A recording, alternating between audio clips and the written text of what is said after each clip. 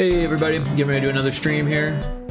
We're doing pixel art for different GB Studio games, probably starting with Pyrotoad pixel art, and then moving on to Frontrooms Anomalies, just whenever we feel like it. Or Frontrooms Normalities, rather, sorry.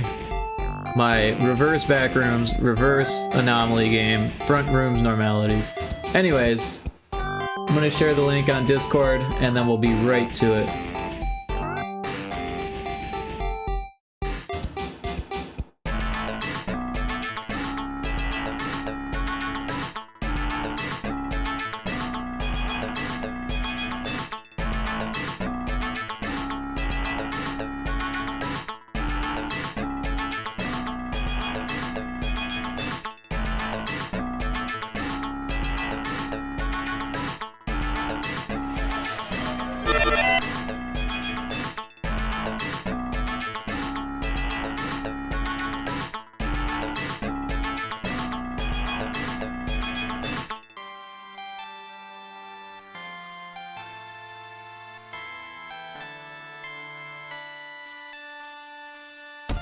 Lumbee, welcome in. Nice job getting first. 18 times, 36 check-ins. Thanks for checking in. Awesome to see you here. Hope you're having a great day. I'm just sharing the link on Discord real quick, and then there'll be an ad in about a minute, and then after the ad we should be ready to roll. I'm doing some pixel art today.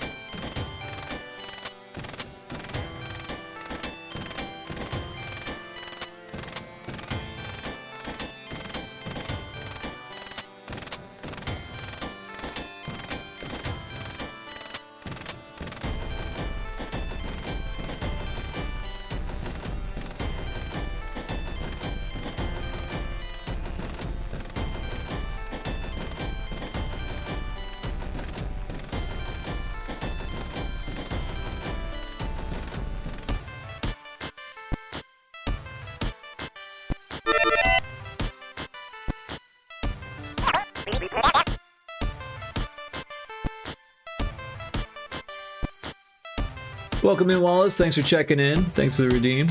We're just getting started here. There's an ad starting soon, and then after the ad, we'll be ready to roll.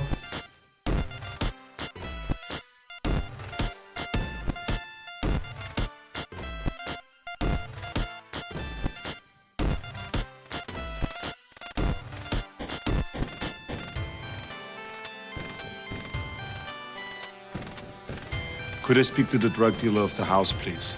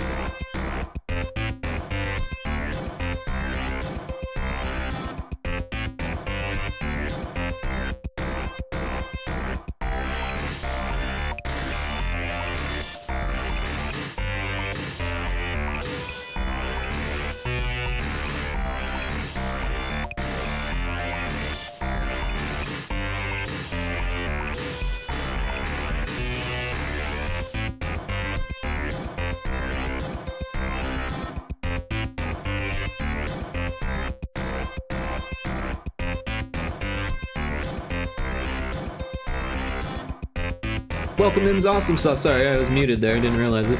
Hope everyone's doing well. And yeah, we're ready to roll here. So this is what we made yesterday, and this one as well. So we got some cutscenes for Pyrotoad. Next, we're going to do a pyramid level cutscene. So probably do an actual pyramid. So it should be pretty straightforward. Yeah, I feel like we're gonna do kind of the same thing where we've got like a little ledge, like a vantage for Pyrotoad to see what's ahead, and maybe we'll switch sides, so it'll be on this side. And now we do have some rocks and stuff that we can use in the level art, so maybe that will help us. We can probably grab the PNG version. So yeah, we've got these rocks. We could probably just take these.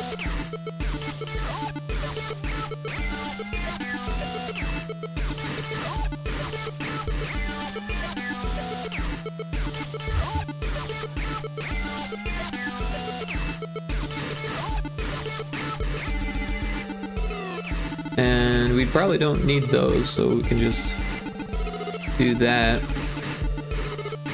That way there's like a little ledge for Pyrotoad to sit on. Pyrotoad is 16 pixels tall, so 16 by 16, so just take up a square like that. And then everything can be behind this, so we'll make another layer. And we've got like a color palette that we can use here, which might be helpful. I don't know if we'll need the red, but we can use these colors. So we'll just take a square of that, and so I'm just gonna hit the I key and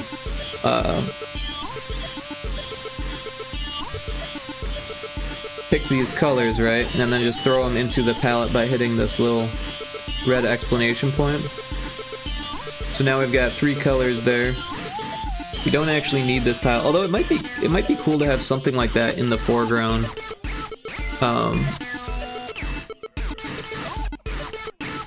Maybe like a pillar and like a tile underneath it.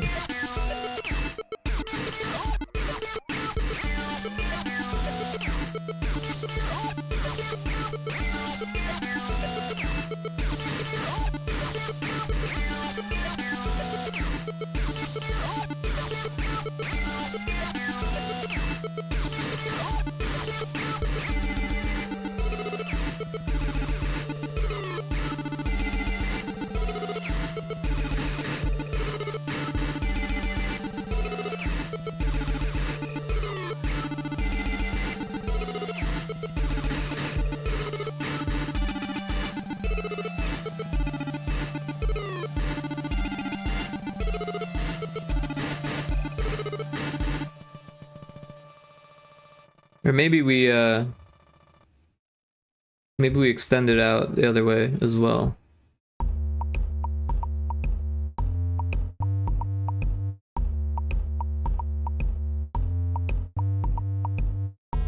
Like that. So it's got like a ruins vibe.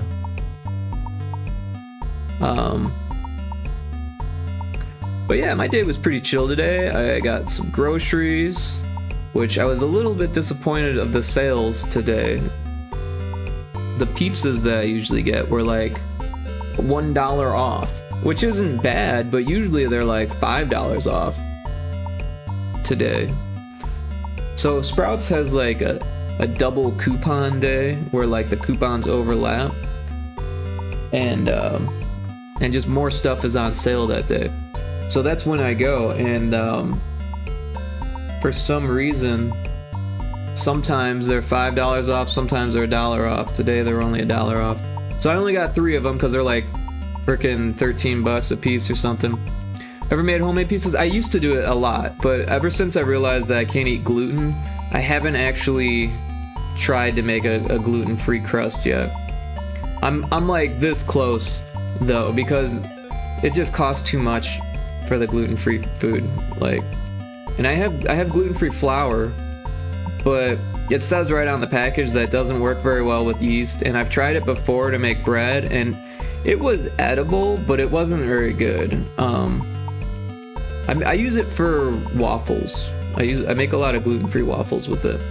But yeah, I'm really close to just buying some like tapioca starch and some potato starch and like making my own, but usually you need some type of like xanthan gum or whatever to make the gluten-free bread products.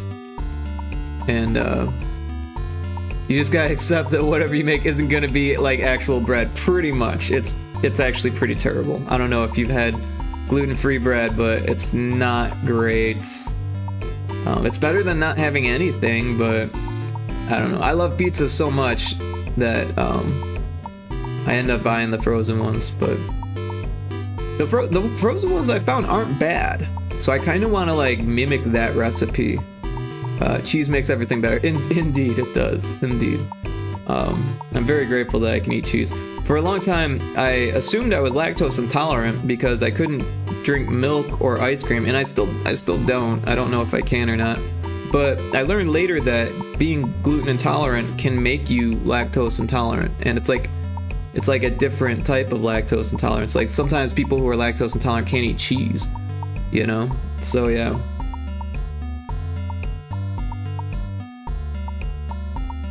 Well, it's something about whey, right? I don't know. I have no idea what it is.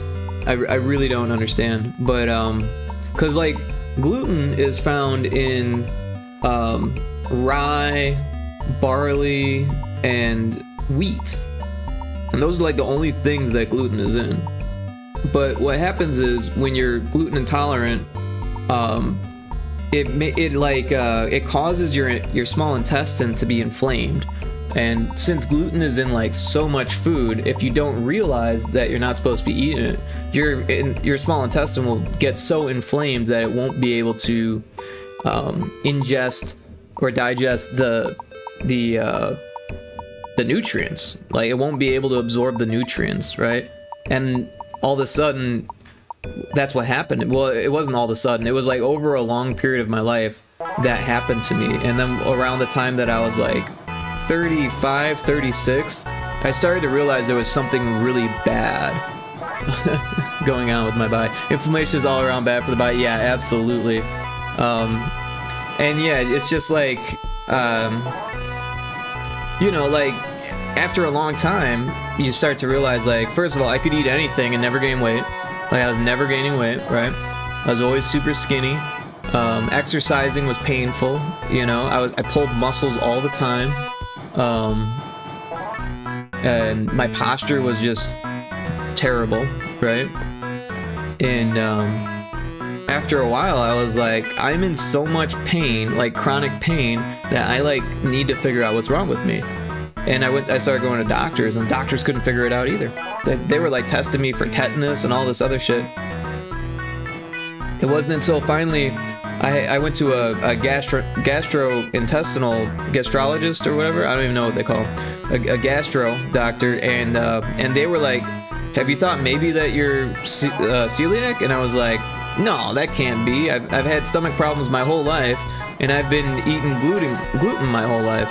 And they just kind of gave me this look, and I was like, oh shit, maybe that's the issue. And was it malnourishment? Exactly. That's exactly what was going on. I was malnourished because I wasn't getting all the nutrients. Like I was getting by, I was living, you know, but it wasn't a good life. And for a long time, it just got worse and worse and worse. And yeah. So like it was weird, you know. Like I remember I went to a hairstylist, and they were like, "What the hell is wrong with your hair? Like, what do you do? Do you ride a motorcycle without a helmet all the time? Like, why is your hair so ratty at the ends?" And I was like, "Oh, well, it's probably split ends because I don't cut it all the time." Like, no, this is worse than that. And I was like, "Well, I had dreadlocks for a long time. Maybe that has something to do with it." And they're like, "No, I don't think that would do this." And it was like literally the same thing that would happen to someone with like anorexia, but I was eating all the time. It's just I was eating gluten all the time. It was terrible. It's better now though. Yeah, it's so weird. Like 3 days after I stopped eating gluten, give or take 3 days, the pain, the chronic pain that I had for like years at this point, that was just getting worse and worse, it just went away. It just vanished after 3 days. It was like night and day. And so that was enough for me to just stop completely. Unfortunately, they have to do like tests and stuff like that to like make sure that you have it. So they're like, well, you have to be eating gluten in order for the test results to come back, you know, somewhat accurate. And the thing is that they're never entirely accurate. The test for gluten is like just not accurate. They get a lot of false negatives. So I was eating a piece of bread every day for like a week before the test, and then they did the test and it came back negative. But they told me straight up, they're like, if you're finding relief from not eating gluten, then just cut gluten out of your diet. You know, the tests are negative all the time when they're not supposed to be. Indie Maniac, welcome in. That's good. Yeah, no, it's much better now. Much better now. Now I can exercise without things getting painful or anything like that. Oh, we got 2 shout-outs at once. We got the Indie Maniac. Go check them out. They play indie games, a lot of horror games. Very cool person. And then we also got Big Lumbee, who does art and music and retro gaming on a virtual machine. Both very cool people. I recommend you check them both out. But yeah, we're making a pyramid map thing for this. Uh-oh. Indie Maniac got his first shame point. We're keeping track of how many times you fart now, Indie Maniac.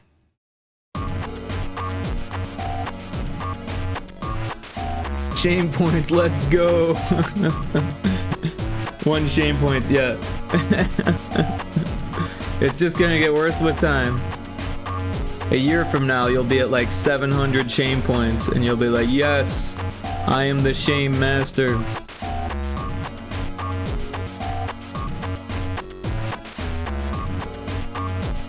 I will make sure it's worse, don't worry.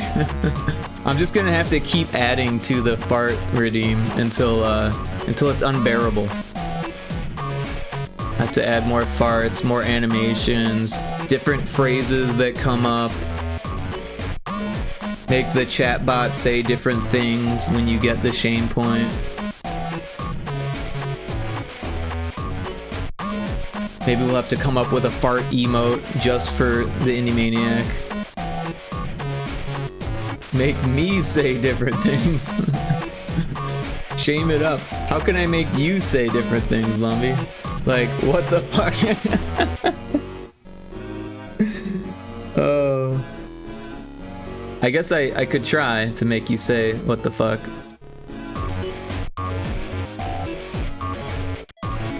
So I've never drawn a pyramid in pixel art, but how hard could it be, right?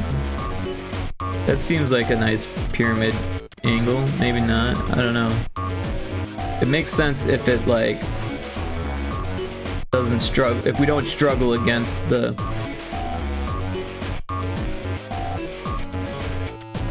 that actually works pretty well, doesn't it? Alright. This angle, I don't know. We'll have to figure that out. Maybe like that. And then this one.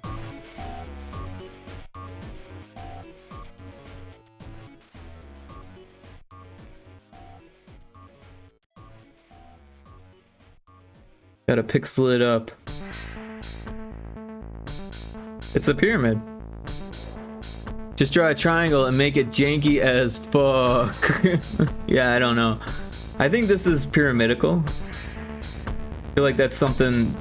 oh, this is on the wrong layer.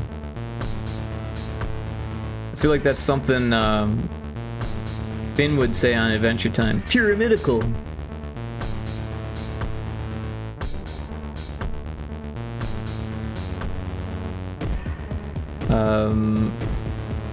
What am I trying to do? Let's do a contiguous... Oh, that's not gonna work either. Let's just grab all of this and these and that. Dragonsmith, welcome in. Thanks for checking in. And then we'll oh shit, what happened there? Gotta get that one too. Toasty. Dragon Mix Smith. Is that like a new McDonald's menu item? Secret Could I menu speak to item? the drug dealer of the house, please? That one again? It's a good one, but it's funny we got that twice.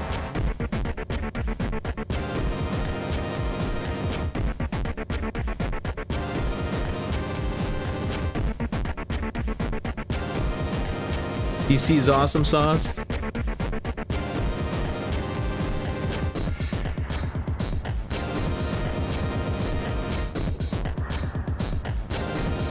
Stop cooking.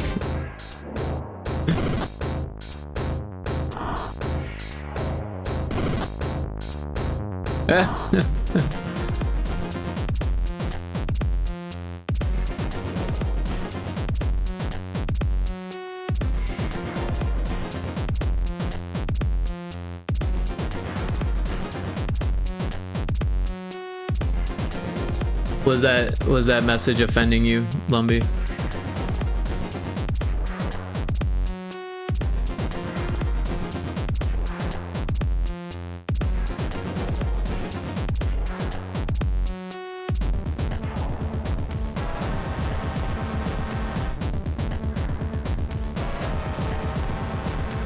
So we've got this pyramid layer now. I guess we should fill this in and then maybe give it some colors. I don't know. Maybe Playtime is over. Oh. Playtime is over. Comes fighting words. Come get some. That works pretty well. I'll be right You guys back, fighting? okay? Do we need to separate you?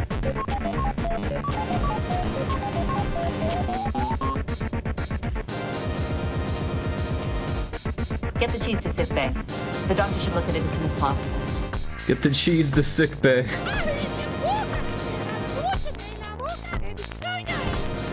You like the big fat, wouldn't you?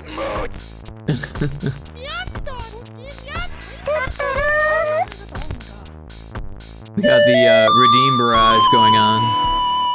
What are you gonna do? Bleed on me? What are you gonna do? Bleed on me?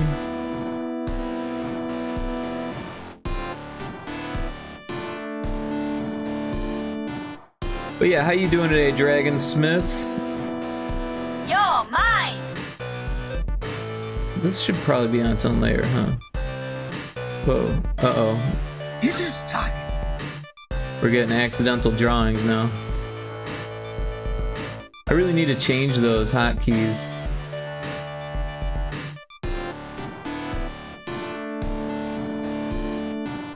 I guess we should probably make it like dunes in the background, right?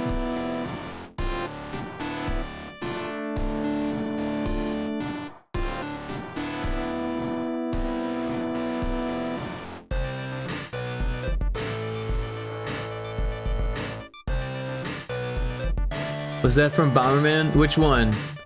What? Yeah, there's quite a few already. Bomberman ones. The Playtime is Over is from Bomberman. Hurry Up is from Bomberman. You're Mine is from Bomberman. You're Mine, yeah, that one's from Bomberman. Bomberman is awesome, by the way. Dude, I really want Bomberman 64 to be on the Nintendo Switch online. Inconceivable! Inconceivable! Wait, what did we miss?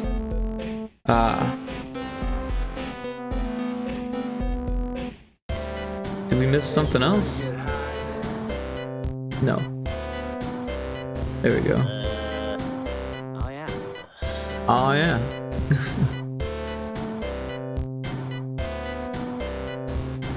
You having fun pressing buttons there, Dragonsmith?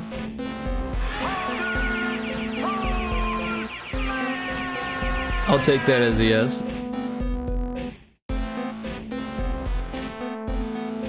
Born to be wild. Oh, the frog gets a hat. Yeah, the hats work on all of them. I engineered it that way so that you could switch me and the hat stays and it still works. See? See? That laugh is from Bomberman as well, by the way. Hide the planet! Hide the planet! Shut up and get in the car!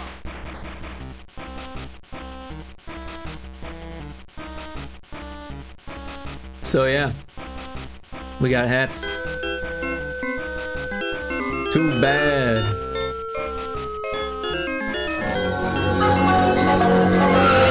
My name is Eon Flux. I'm here on a mission to assassinate Trevor Goodchild. Is everybody listening? Do you believe me? Everybody happy now? So much going on. Well, you already did that one. I'm waiting!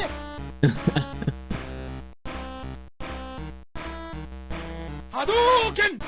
Dragonsmith is the official redeemer of the stream. If you guys need anyone to redeem, hit buttons on your stream. Son. You gotta hit up Dragonsmith. Goat's blood. Boss, I feel like there should be layers to this. It's only Tuesday.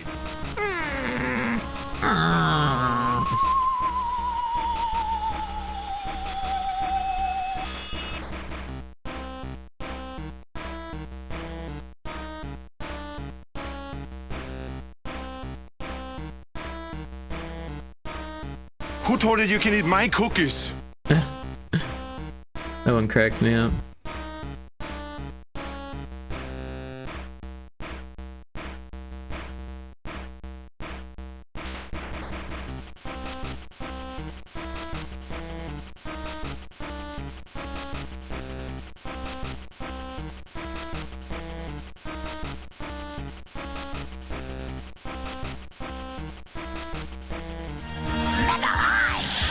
Mega high. None of your damn business. We're here to take your pornography and sodomize our vast imaginations. Got too much point and no place to put them. Well, you found places to put them, that's for sure. Brain capacity is sinking slowly. My name is Inigo Montoya. Inconceivable! Do we need to make these more expensive for you? You'd like to think that, wouldn't you? Prepare to die. Hadouken!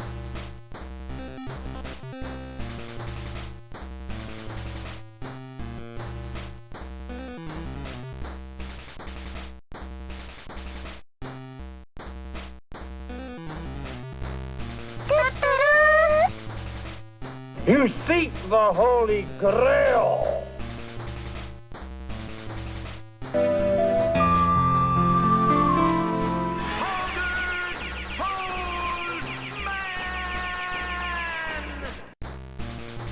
Thank you so much.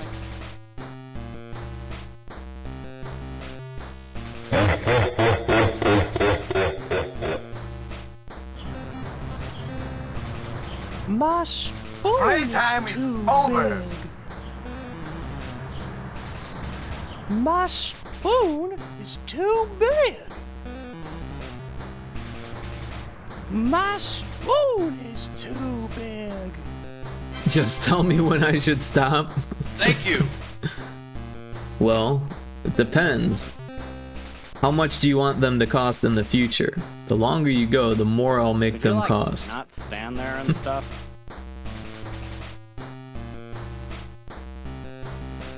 Hadouken! Thank you! I'm waiting! Thank you. This is where I am. This is where I'll stay. Incoming! Ah, I see you have the machine that goes bing!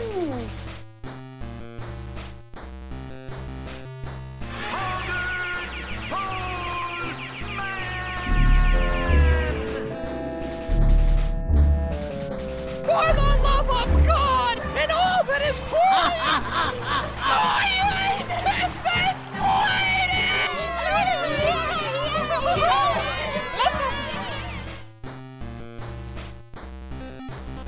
It is time.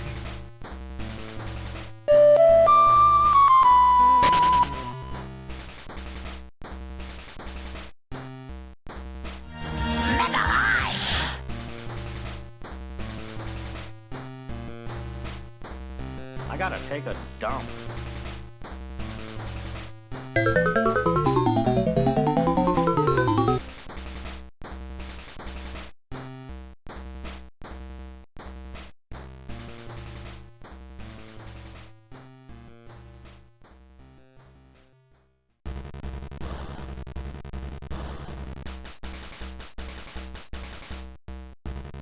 Wait, didn't we already make this yellow? What happened to that?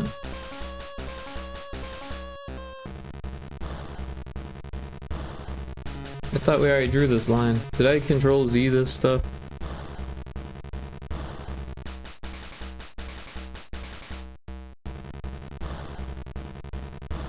There we go. Okay, you know what? I'll stop. The stage is yours. Okay. Well, thank you for reading the room. And I hope you had fun though. I hope it was enjoyable.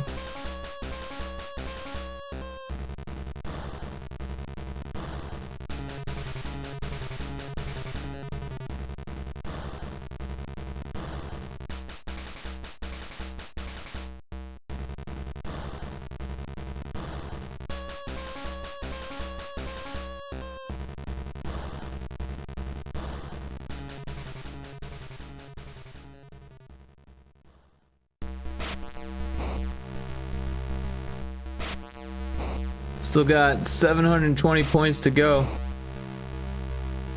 Well,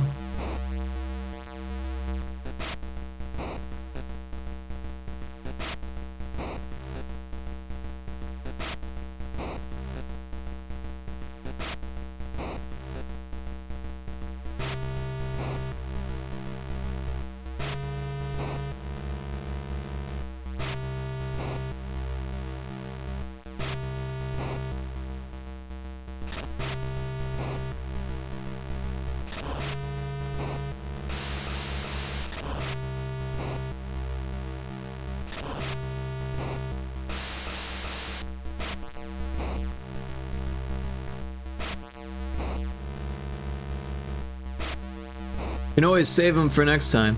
Just tell me when you need a break. A break from all of the redeems, or a break from speaking.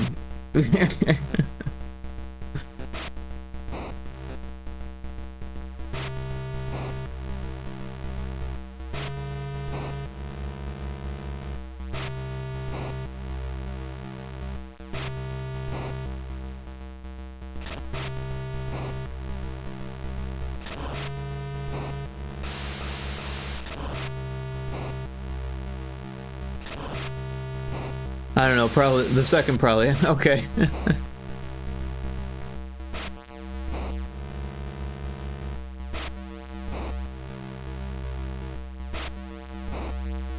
Oops.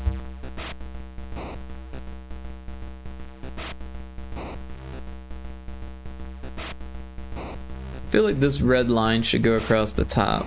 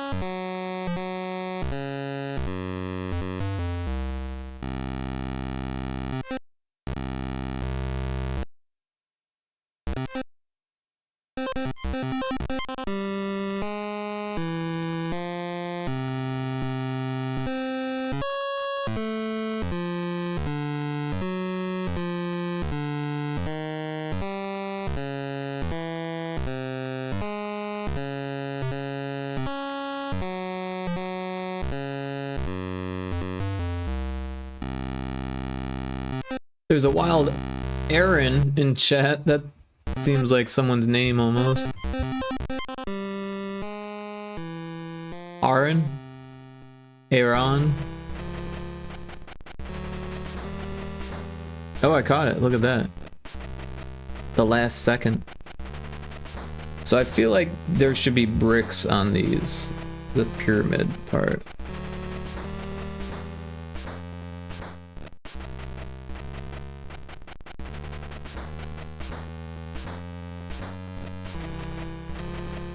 Aaron being wild today.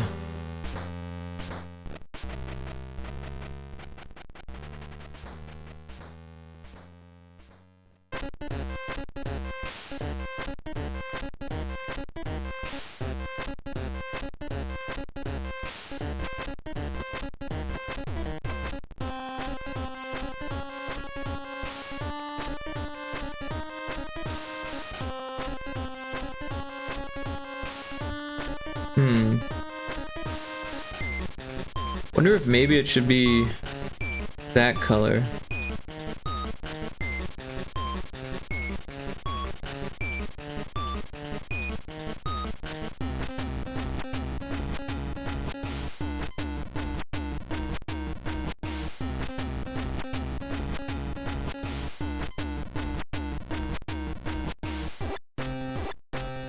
And then the sky should be blue.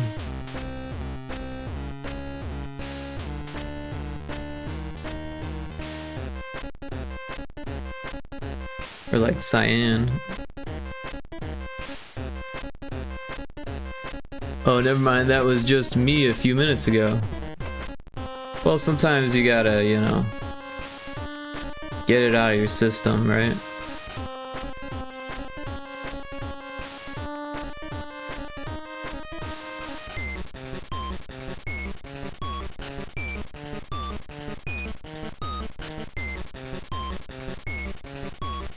There we go, that's more of a desert sky color. And then we need the sun, right? The sun's gotta be like beaten down.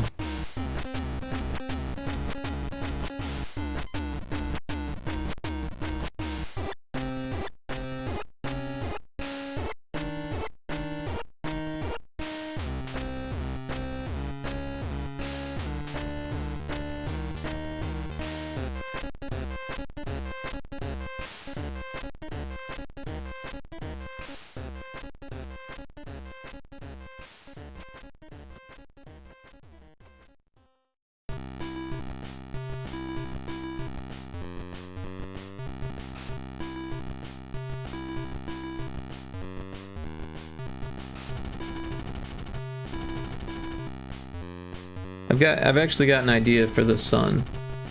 What if we take a ellipse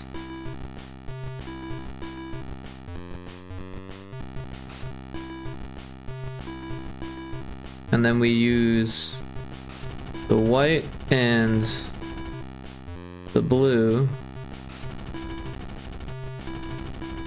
and we use a gradient that's like this. Oops.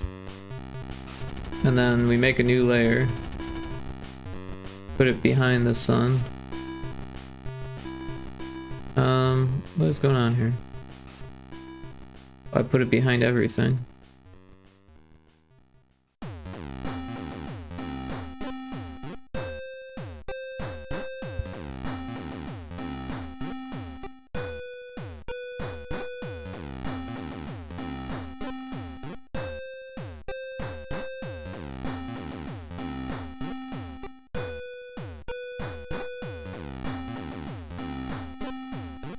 Something like that.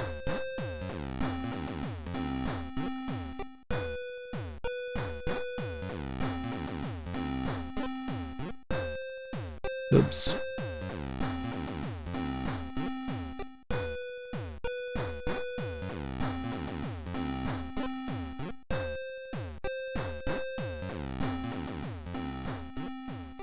What am I doing here? I had things the way that I wanted it, mostly.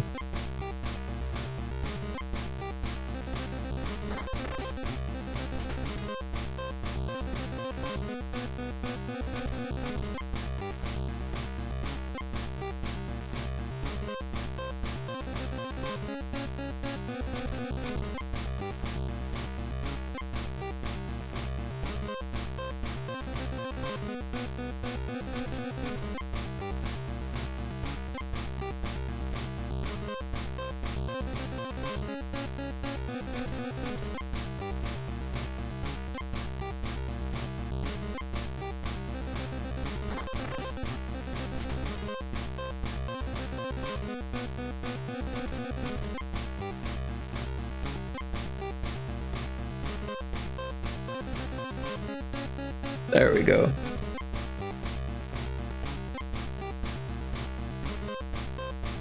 That looks so good. Thank you, Awesome. I appreciate that.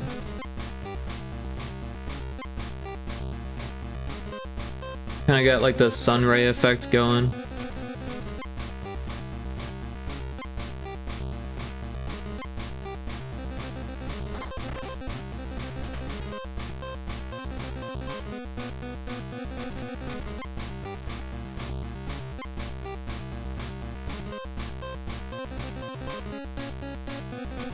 I wonder if we can do something with these back hills. And maybe we can just get away with using this. Yeah, I think this might work. That way we don't have to worry about going over on pallets, having to fight with the limitations of Game Boy Color, because that's always the biggest pain. Like the unique tiles can be tough, but like the unique palettes is really where the line gets drawn in the sand.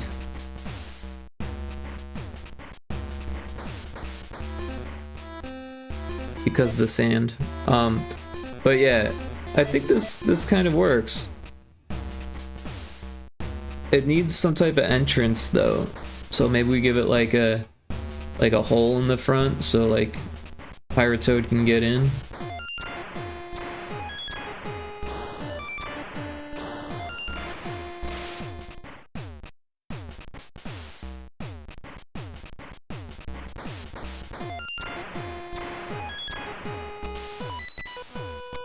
Oh, and it's got like a weird little dot there.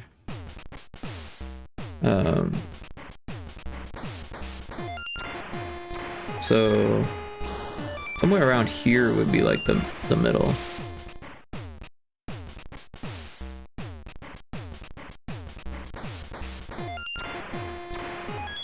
Oops. Oops.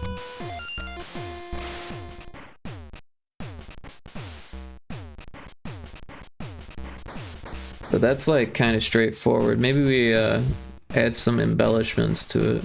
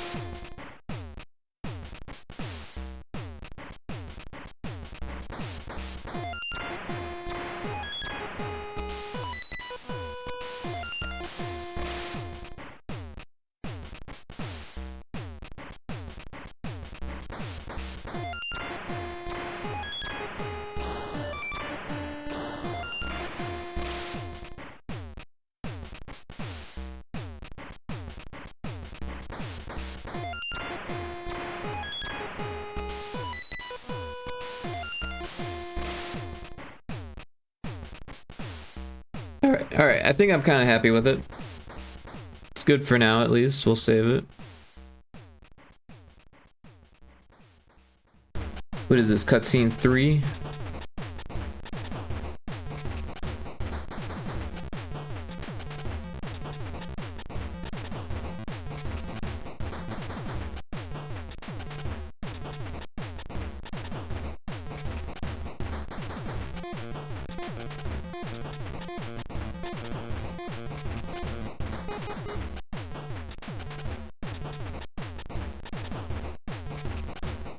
Alright, so now we're gonna put it into GB Studio and see if it will work without any adjustments. Sometimes things need to be adjusted.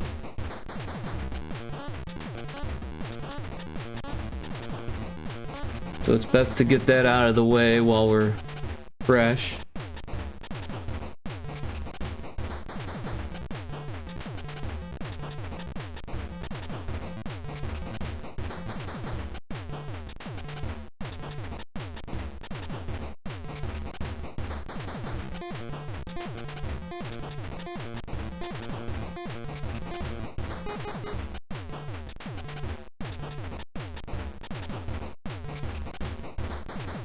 Alright, so we got this. We'll just copy and paste this scene here. Edit there. Then we're gonna open this folder and open this in a folder.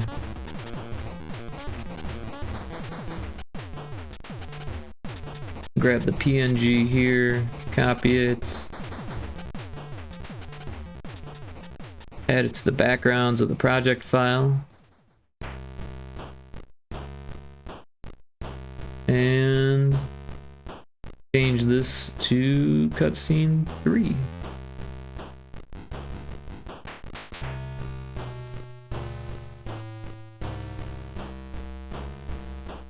And it looks okay. Don't see any issues. So that's cool. I really wish there was like a way, like I wish it told you the palettes, like it just says automatic.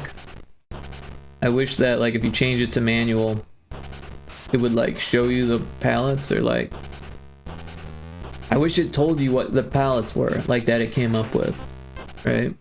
Because it needs a palette for this and a palette for this and a palette that same palette could be used for this, so all of this could be the same palette, right? And then this has a different yellow and that different dark, so this would need to be a different palette. This, and obviously this would need that red, so this would be a different palette. This would be a different palette. But yeah, like all the ones with the blue would have to be different than the ones with the black. And then a palette for the sprite, and yeah, so I mean, I wish it was more explicit and explain, or I wish it showed that information. But yeah, it's kind of a new feature to not have to do the backgrounds or the palettes manually. So maybe they'll add that. Maybe I should do a feature request. Because if I don't do it, who knows if someone else will do it.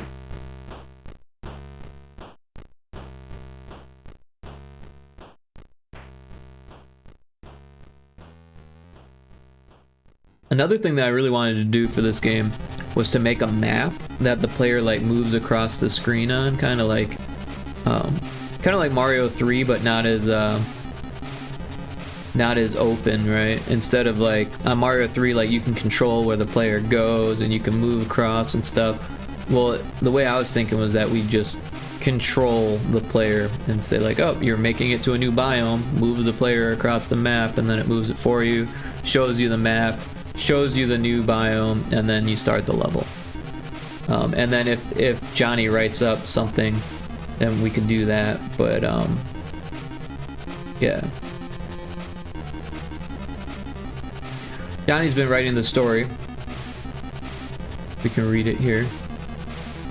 One day, Pyrotoad was chilling at his pad playing his favorite video game, Battle Dudes, when suddenly he had the urge to go out for a night on the pond.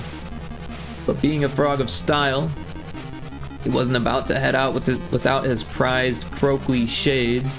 However, to his chagrin, when he opened his accessory drawer to get them, he found it empty save for a suspicious note which read, "If you ever want to see your Croakleys again, meet me at the dungeon of Weblock Castle."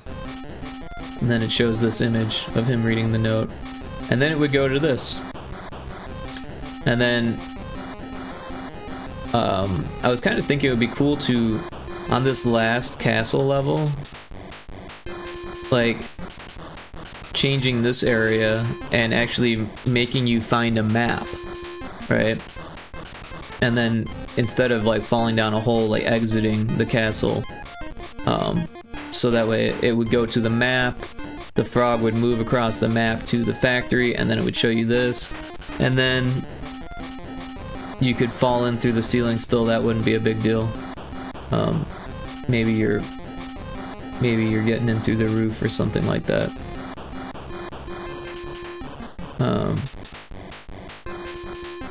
But yeah, and then between every biome, show the map, which we haven't made yet. But the pyramid looks good. I like it. So the next one after pyramid is foundry.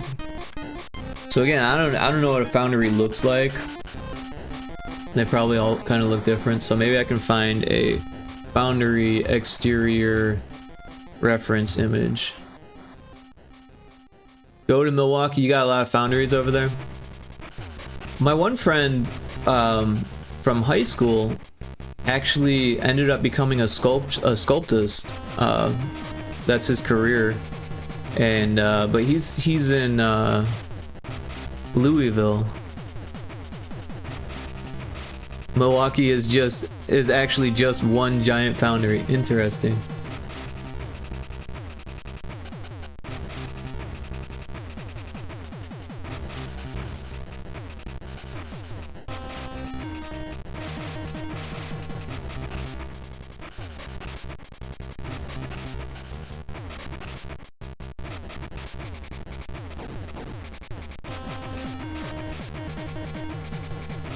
Oh, that's not the right one. Here.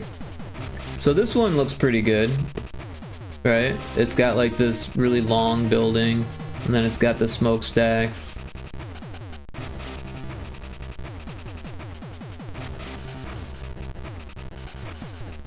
Here's another long building. So I think we do a long building, and then we try to get a perspective kind of like this.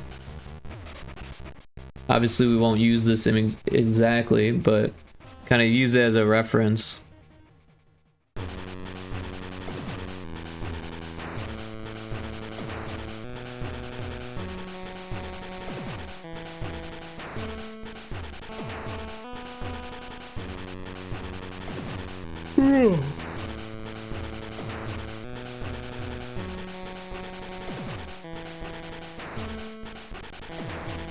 Cool. So we've got something to start with, at least.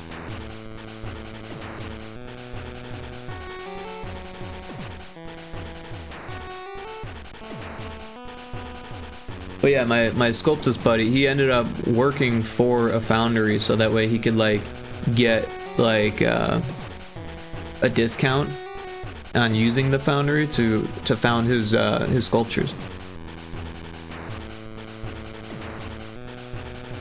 I took a metals class in high school that had like a foundry like subsection to it, right? It was a really interesting metals class. It was like intro to metals, and it was all just a bunch of different modules, and you like rotated the modules throughout the year. So like each week or for like 2 weeks you would do a different module. So like one of them was all sheet metal, one of them was all founding, one of them was shit, what do they call that when they hammer the shit? Smithing? Not smithing, but because foundry is when you pour it, right? And then I forget what that's called now.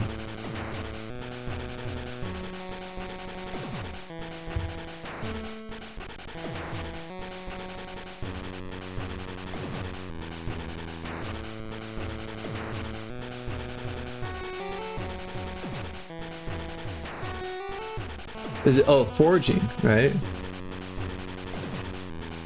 Forging. So we did forgery, we did foundry, we did gas welding. Actually, we didn't do stick welding in that class. We just did gas welding in that class. I think, because later in high school I took a welding class and did TIG and stick and gas and MIG. I actually enjoyed welding quite a bit. I kind of wish that I had like a MIG welder or something just to noodle, but like scrap metal became so expensive Like, I don't even think I could afford scrap metal. Like, you'd have to like know exactly what you're gonna do with it and try to sell it and make that money back. Which I think is hard to do, right? Because that shit's heavy, right? So if you gotta like find a sale, you'd have to like bring it places and like damage things, and I don't know. It was fun though. I learned a lot, and I always wanted to like make big steel sculptures to like throw them in the woods somewhere, so they'd like end up in a tree somewhere in the future, come crashing down eventually. I wanted to do like really big dinosaurs, so that way like if you're like hiking through the woods, you find like a really big dinosaur. Hey, wait, what happened here? These bricks don't look as bricky as they used to. I don't know, it kind of looks cool though.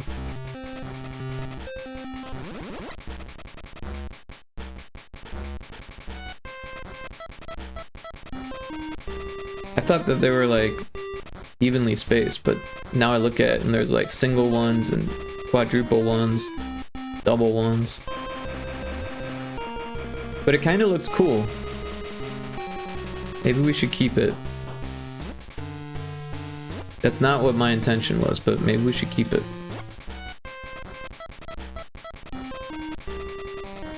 Anyways, let's move on. Make a new one.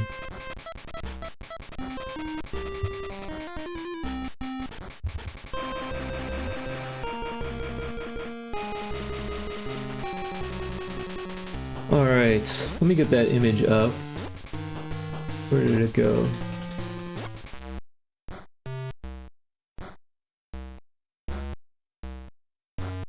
Did I kill it?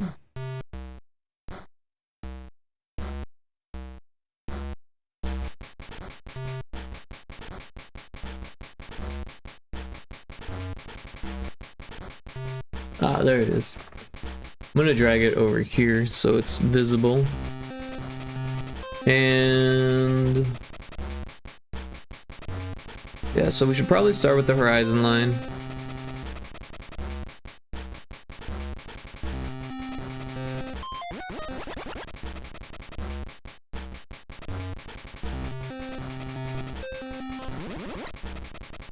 And then we'll make a new layer and just kind of draw it out.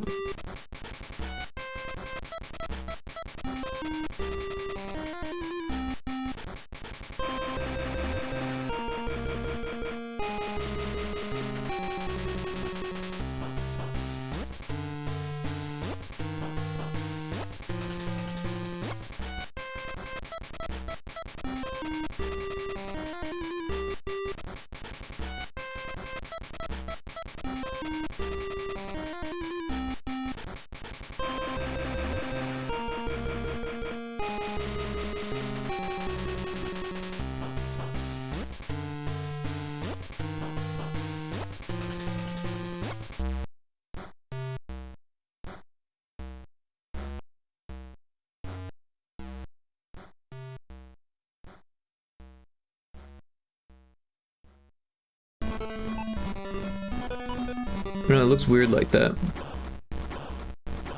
Like that's kind of how it looks in the image, but like it loses its depth the way that I've drawn it.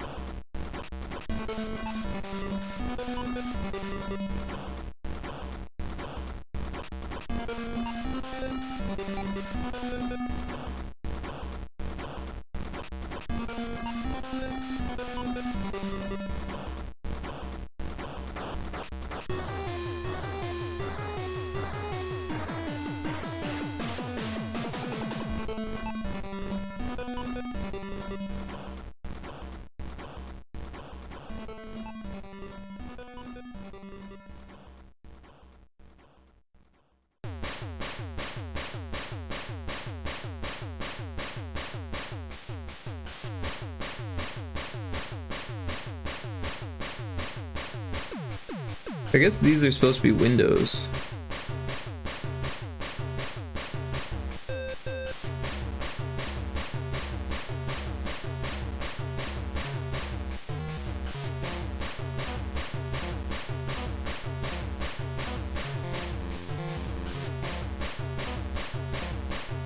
But it's a foundry, so you gotta have a lot of fire exits.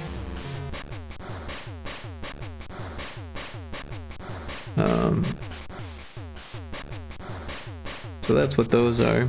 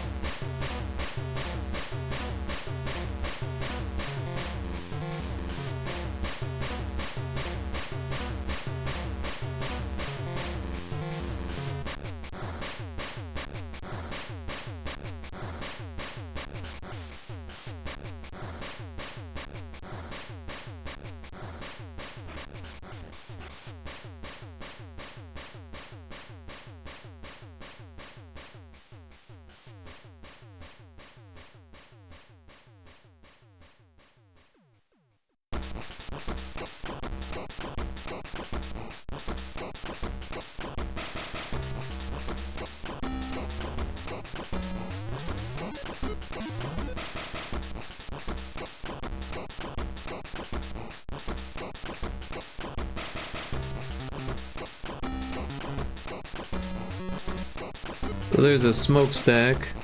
We'll do another on the other side.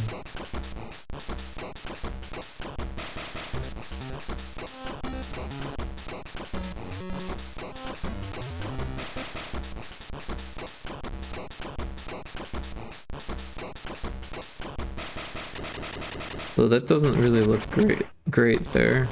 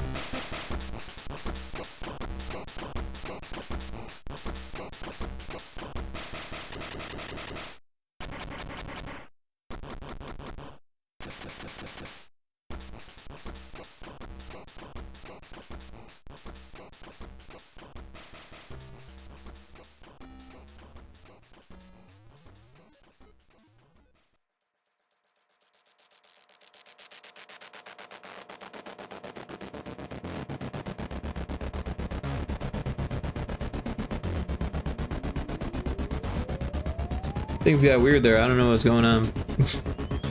I got it.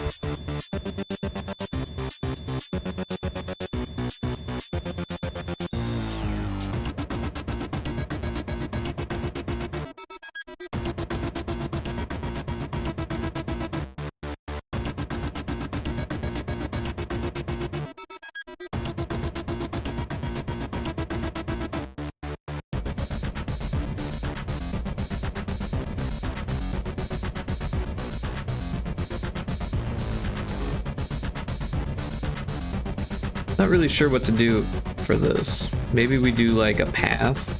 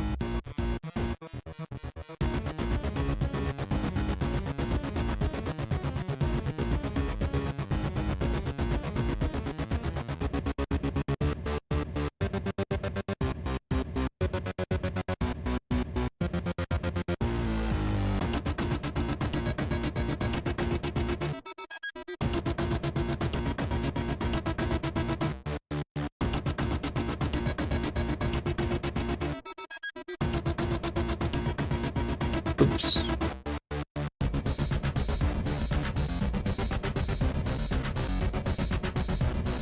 Yeah, I kind of like the buildings in the background idea.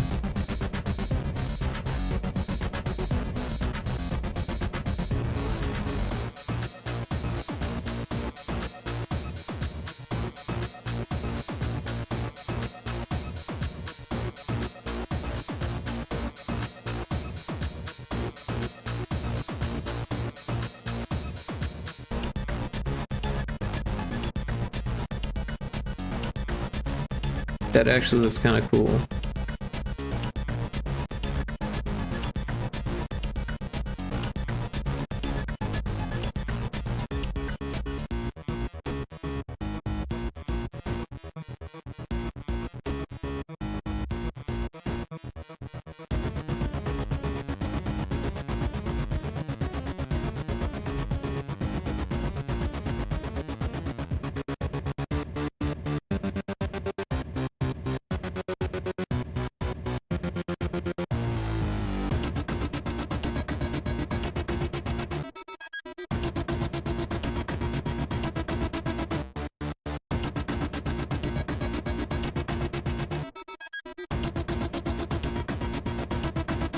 Then we need clouds of smoke coming out of the smokestacks.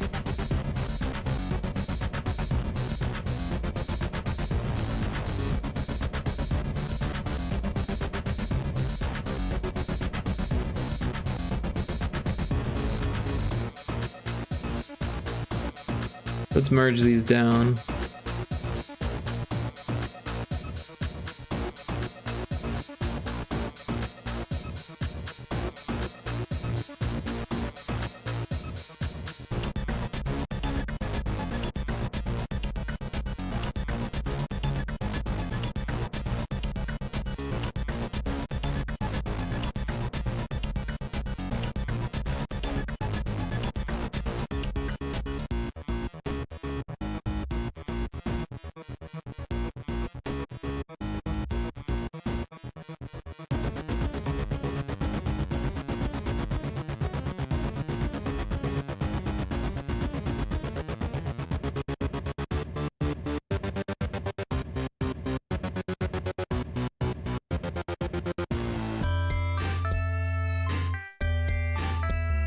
I kind of think the smokestacks could just be black, and then the doors, and then this could have like lines.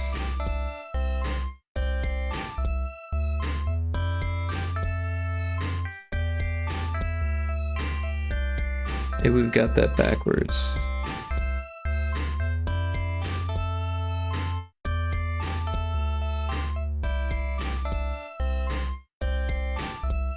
Oi, welcome in, Stray Bolts. How you doing today? We're making pixel art for Pyrotoad. It's always fun to say. And yeah, so this is our foundry without any color yet. So now I'm thinking about how to color it. Good, that's fantastic. Thank you.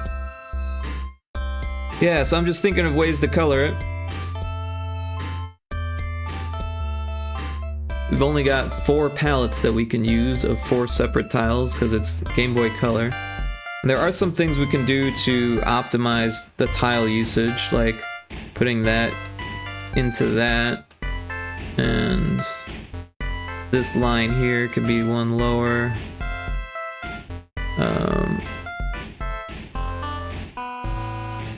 This could be straight like that.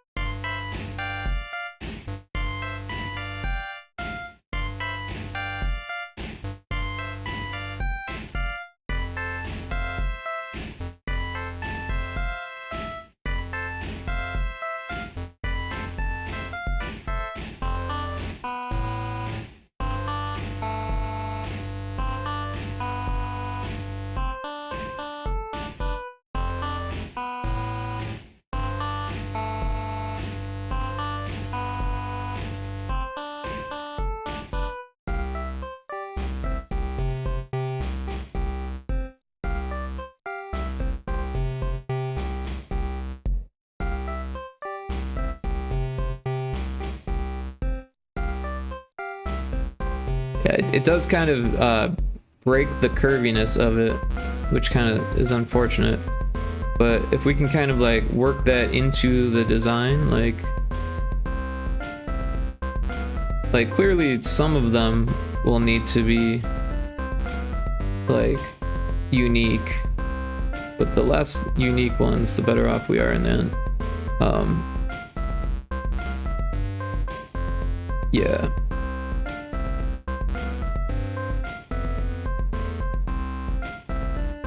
Alright. So, I'm thinking like a brown color for this, so we'll just simply drag this over to start. And then greenish yellow for this, so it's a little too yellow.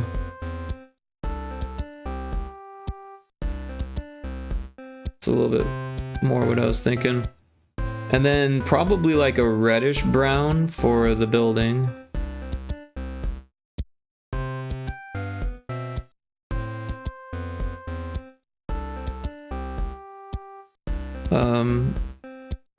Like a dark blue gray for the windows.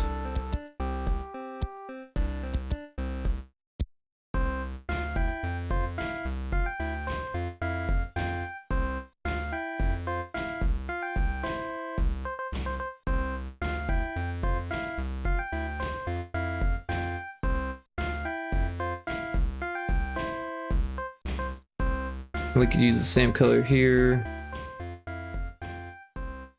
Alright, so 1, 2, 3.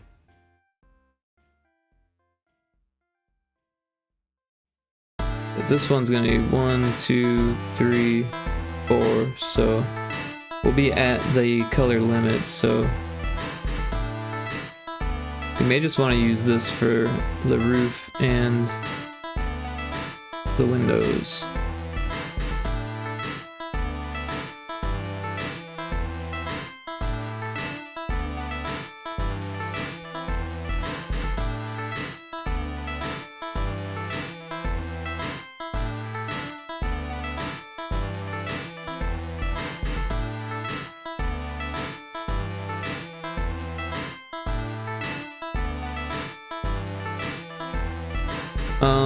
We might want to not use that color, maybe use brown instead. So we could actually just do all of it. And then the sky should be like a gray. I kind of like the green, but maybe we make it like a bluish green.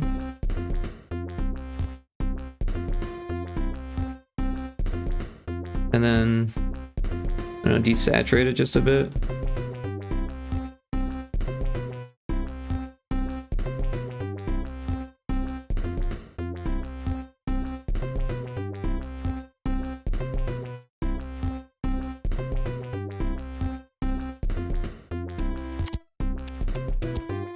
We could probably do more with the grass, like as you're closer.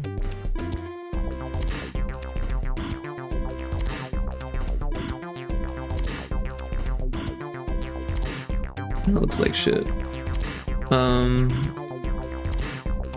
Maybe we make it symmetrical.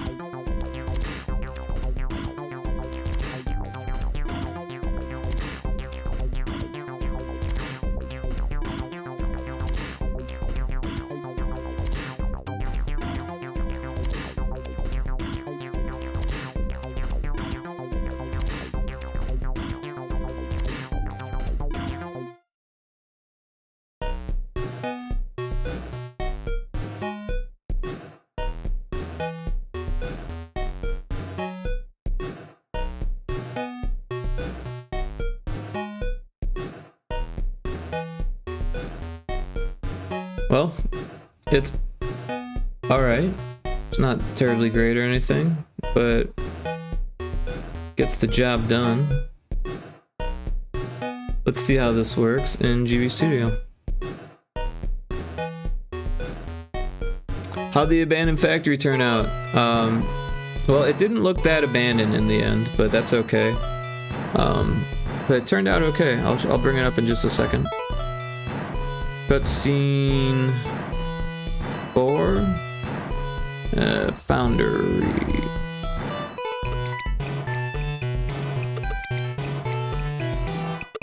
So here's the lab.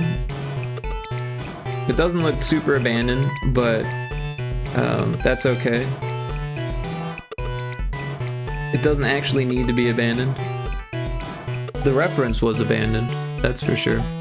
But yeah, adding all that detail can kind of can muck things up in GB Studio.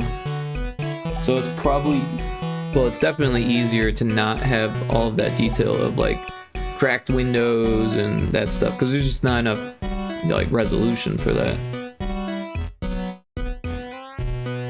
But then probably have to deal with the unique tile factor. But then we also made this pyramid for the pyramid levels, and now we've got the foundry for the foundry levels.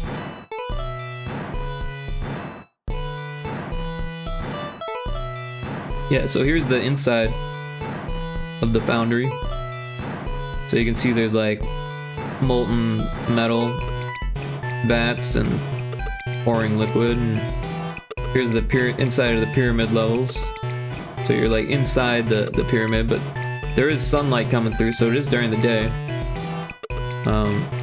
And then yeah, so here's the cutscenes. We'll make a new one, paste it here, and let's get that into this folder.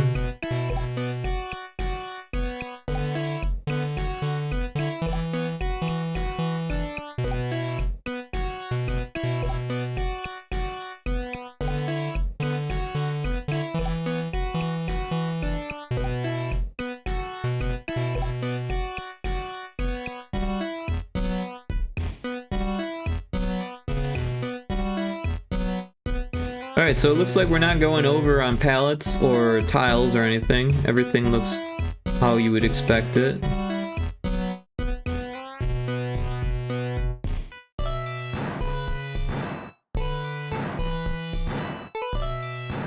So that's good. We got the castle, the lab, the pyramid, and the foundry. What's next on the list? I think it's a cave next. Yeah. Or no, the forest.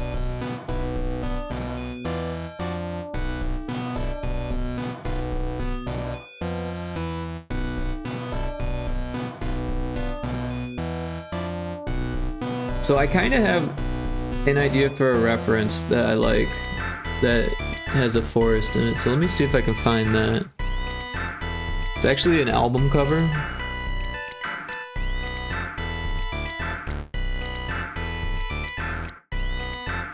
Yeah.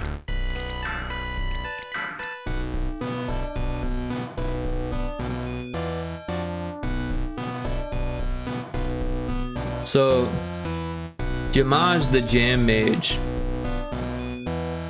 The album is Jamaj the Jam Mage by Disaster Piece. Now I really like what they've done here, other than the mixels, and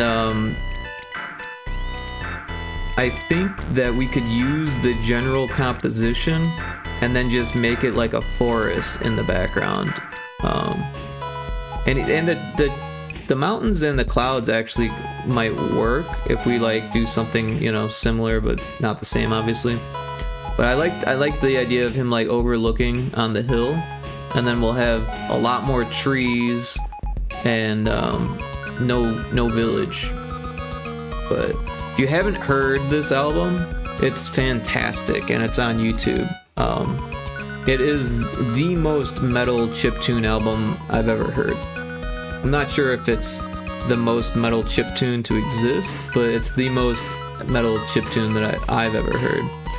And I'm sure amongst chiptune people, Disaster Piece is kind of, I don't even know, maybe even overrated, but I love Disaster Piece. I'm a huge Disaster Piece fan.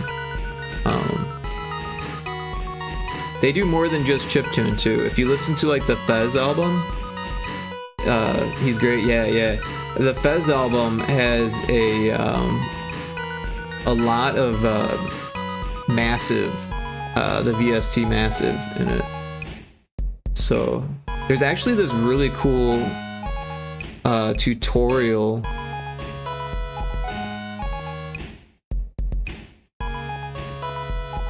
with Disaster Piece. See if I can't find that.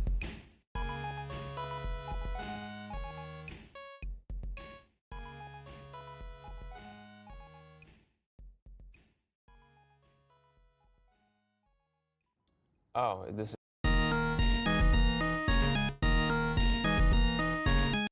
Oh. So yeah.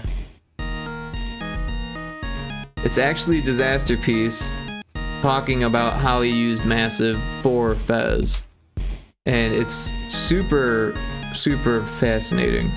Of course, Massive is like a very expensive VST, but you can do a lot of the same things that he's doing in Massive with like some of the built-in stuff that comes with Ableton. It's a little different, obviously, what he's doing and stuff like that, but a lot of that, if you know what it is he's doing, you can work it with your own hardware or your own software. And because I mean, Massive is like kind of an all-encompassing VST where it like has everything, but I think it's like $50 or something like that. I don't know.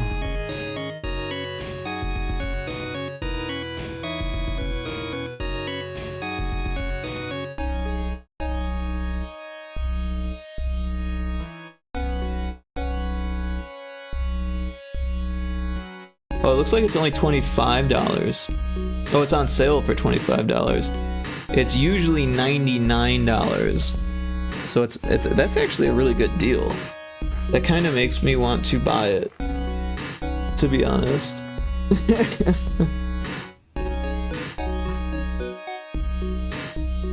Yeah, $99 is a lot for a VST, but $25 or $24.75, that for Massive is actually a really good deal. So you save $75 or $74.25 that is a really good deal.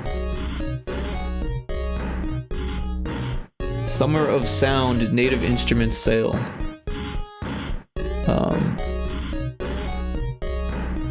Native Instruments is not bad. I think they made Tractor DJ, right?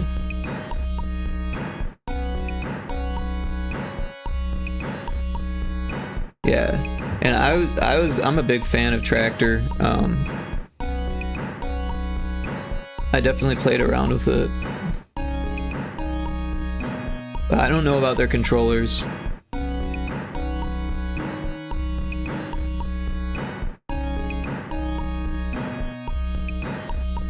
But yeah, if you do non-chiptune music, Massive handles a lot. It's a very, what's the word? I don't even know. It's the full package VST. It's like, it's got a lot. It's an amazing synth is what it is. It's just got a whole bunch of stuff. But anyways, this is going to be a jumping off point for the next level.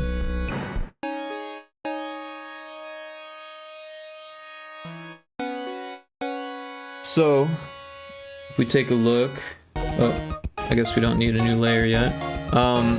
There's like a hill in front, so we can kind of copy that composition.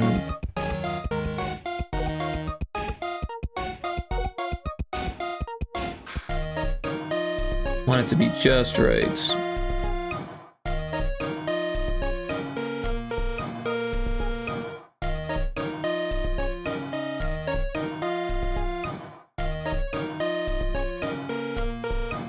Maybe I'd have a better time with the stylus, but for the most part, we won't really need it, so I'll just keep going with the mouse until we get it.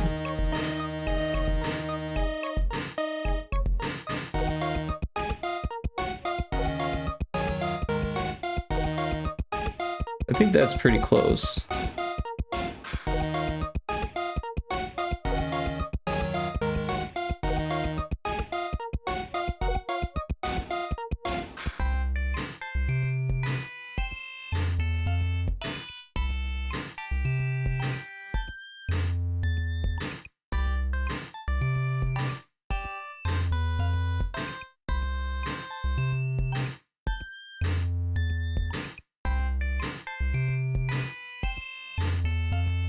Alright, well, we can change that later if we want. We'll make a new layer for the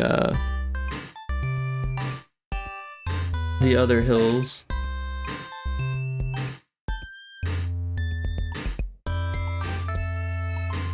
And then we'll make another new layer for the trees, for the tree line, right?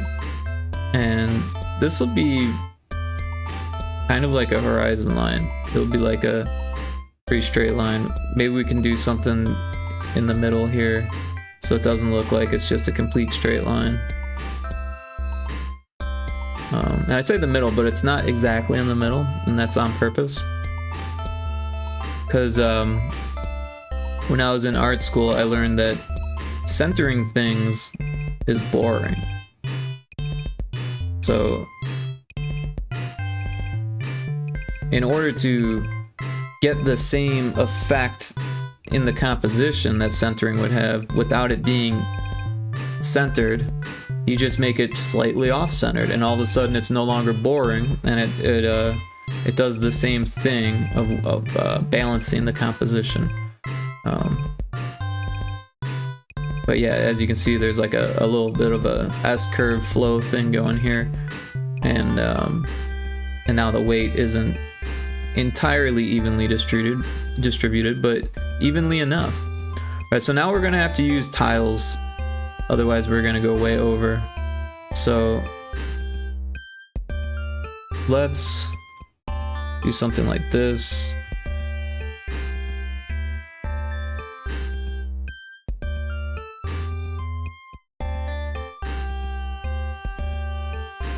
we've got our first layer of trees. And then just behind that we'll do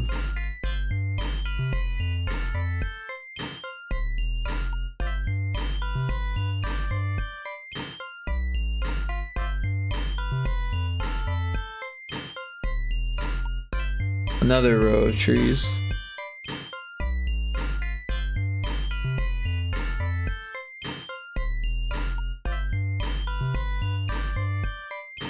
And now, at this point, we just want like lumps of forest.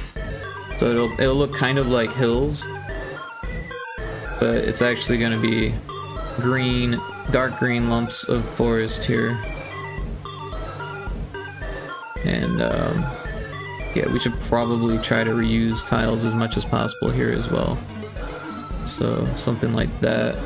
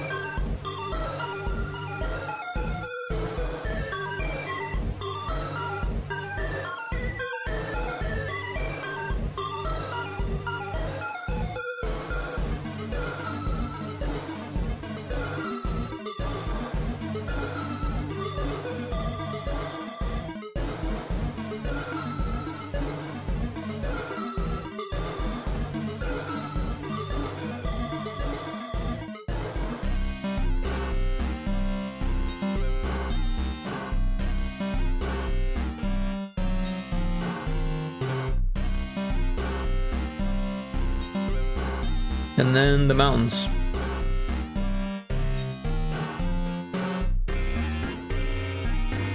So we'll make a new layer for the mountains.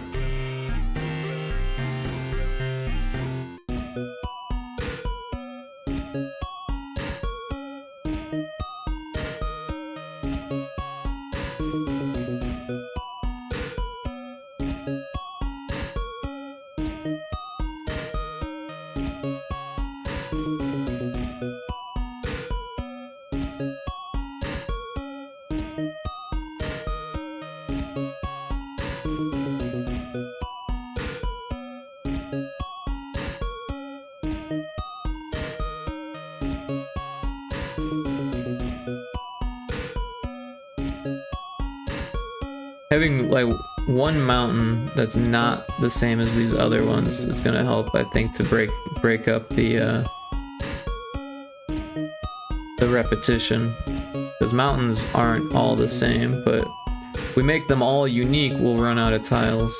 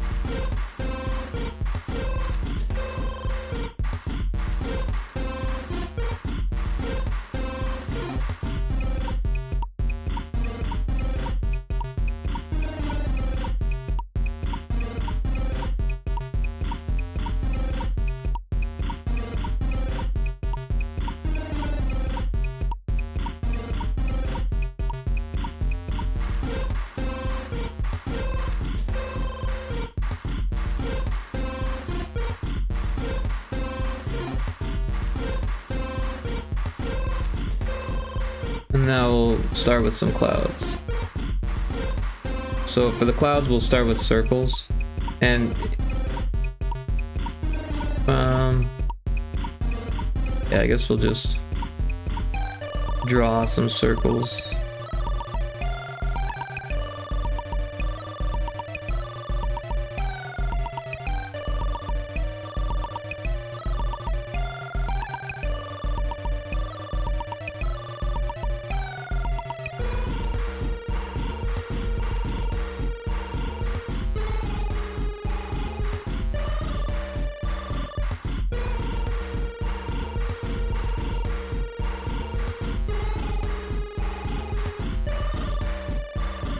Right. So yeah, hopefully we don't go over on tiles, but we can always remove some detail as we go.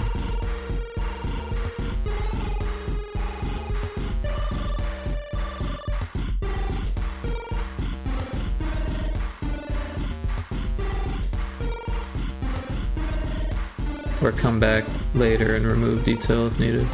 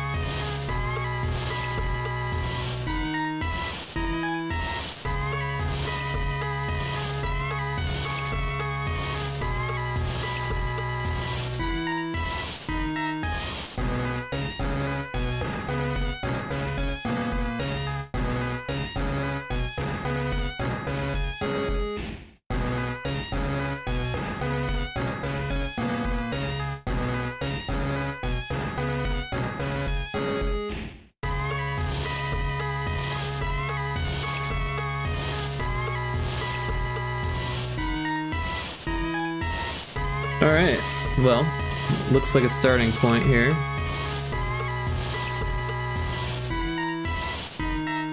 So we'll make a new group, we'll duplicate it, and then we'll flatten it, and then that way we've got a flattened version and a non-flattened version. We want green and brown. Oh, and we probably need like the bottom of the tree line. Didn't do that yet.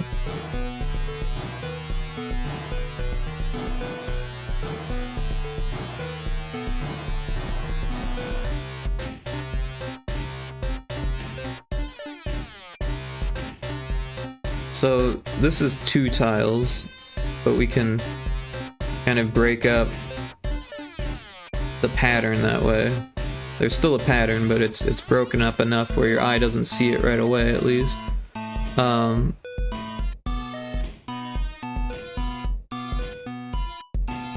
actually, this was going to be the tree line, so let's take that pattern and let's just remove that. And we'll do it down here instead.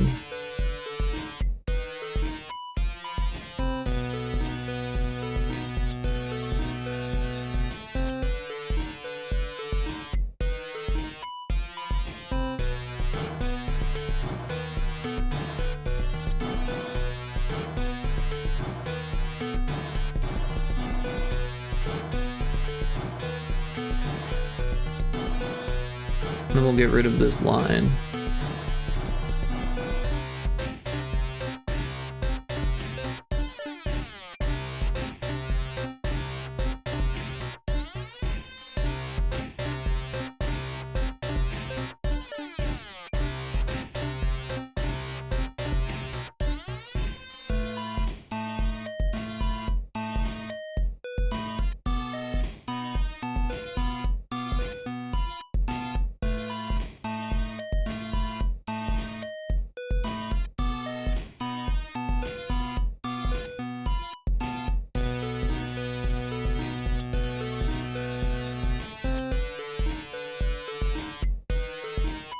So we did make another tile by splitting it up like that.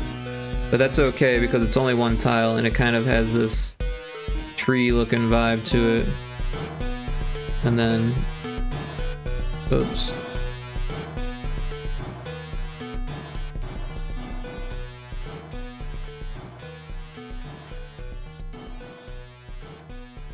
We can kind of make it so you can almost see some trees.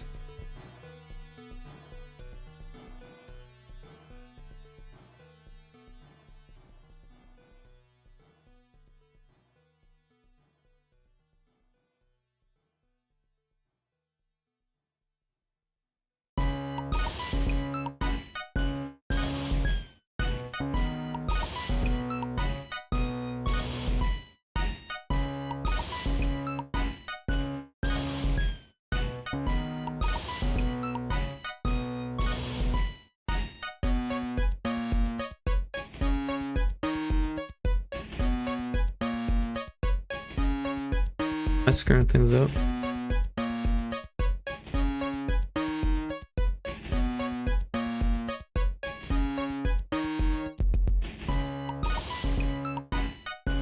Yeah.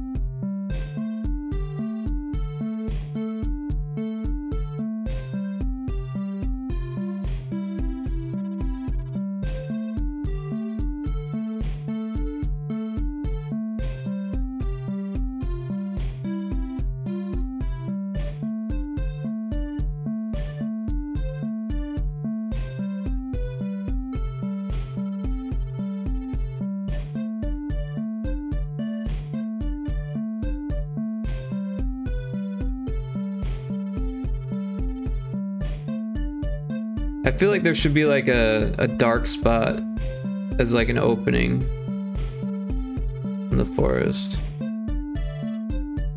So you can see where you gotta go. And then let's do a tile count. So we've only got 104 unique tiles, so that's actually really good. 192 is the limit for like game levels in GB Studio.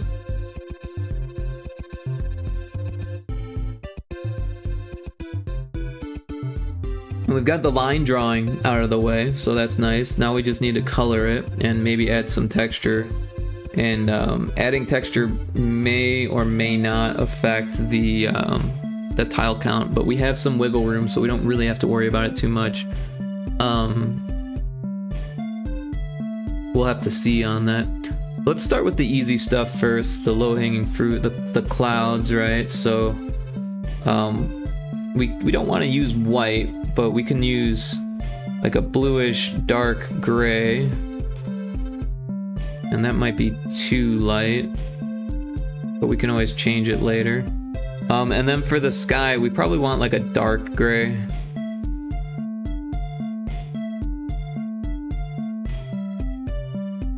Something like that.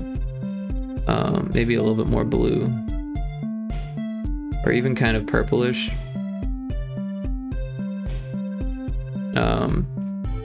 The mountains are going to be brown, so we'll get like a brown. And then a deeper brown. And we'll need to like define the edge of the mountain color here. And we may actually need to bring those trees down. Yeah, let's do that first. That way we can conserve on palettes, because these are going to be green.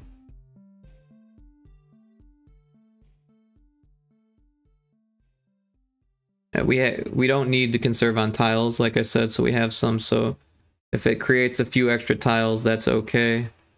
But we do want the palettes to fit, so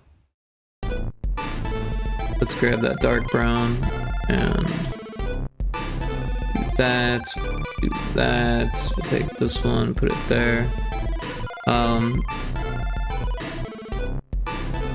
Yeah, and now we would need the green, so we'll do like a an unsaturated green. We'll actually use, yeah, that and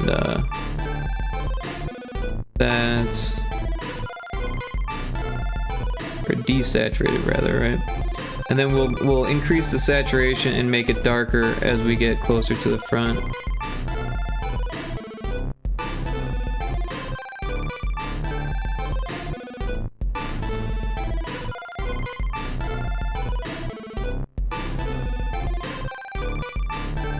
Yeah, I actually took a landscape painting class in Italy. That's where I picked up a lot of the techniques that I use for landscapes. But Da Vinci is well known for this technique of decreasing the saturation as you go back. That's awesome. Yeah, it was a really awesome trip.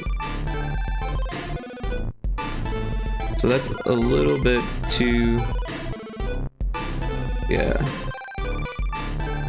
I only came back with like 4 paintings, and only one of them was like, or a couple of them were good, and a couple of them were kind of unfinished and not great.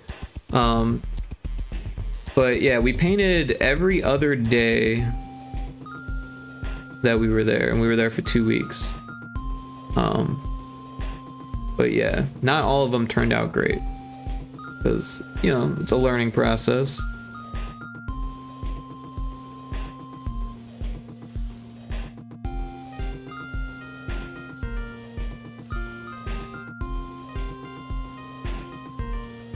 I feel like this could be more green. I can barely tell where they are. Alright, so maybe it's too light, or too...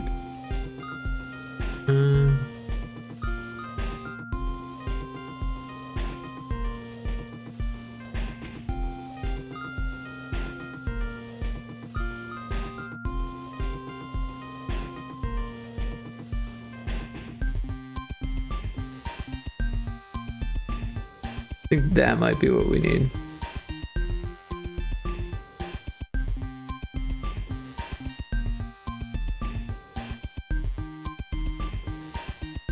We can go darker with the line, the color we use for the lines. But yeah, it was a fun trip. We flew into Florence, and then we stayed at this Tuscan villa that was on the side of a mountain that had a mansion on top. And, well, it wasn't a mountain, it was on the side of a hill, a Tuscan hill, right? And I don't know why I said mountain, but it had this very mountainous landscape, right? It wasn't like mountains, but they were like really old mountains, like big hills, you know what I mean? And just a lot of them. And so one day, the girl I was with and I hiked up the side of this hill to get to the mansion at the top, which was actually owned by the Colgate family. And you know, it was like gated and no one was there. It was completely empty, but like, yeah, it was a very expensive mansion. It had like this fountain in front, like a huge, like bigger than most pools, right? Like a reflecting pond kind of thing. Not quite as big as the one at the National Monument or anything like that, but it was kind of that same shape in front of the house, right? And then it had like a fountain and or like multiple fountains, I think. I don't know, they weren't on, but it looked really cool. And then we were like taking pictures, and there was like little farm shacks and stuff that were like not being used anymore. It looked like this little like ghost town village, like a little farm village of like unused houses and stuff, like abandoned houses and stuff, but they weren't like fully abandoned. I mean, no one lived there, but at the same time they were just really old historical like buildings that no one took down or removed or anything like that. And they were kept up to a certain degree, but they were like also kind of rustic and falling apart. And it was really, really interesting. Had a lot of fun on that trip. And we took some pictures on that trail and actually did some painting on that trail as well. And I remember there's this one picture I took of the girl I was with, and she's acting like she's jumping off the hill, but really she's just, you know, like kind of standing there in place. But like behind her was just like 3 or 4 other hills that just like go back, and it was a really cool picture because there's all this depth to it, you know, and all these hills, and it's just, I don't know, there was so many hills. It was really cool in Tuscany. Like a lot of people will go to like Rome and stuff like that, but the people we went with, hey, Taco Crepe's here, welcome in Taco Crepe. Everyone should check out Taco Crepe if they haven't. Give them a follow. Check out their streams when they go live. And yeah, let's help them reach affiliate. Oh, they already reached affiliate. Yeah. So they reached affiliate. So hopefully they. How's the affiliate stuff going? Have you gotten your redeem set up or anything like that yet? Or you worked on any emotes or anything like that? How's all that going? Thanks for shouting. Absolutely. Actually doing all of that today. Cool. Are you gonna be streaming later? So he won't be streaming. Oh, okay.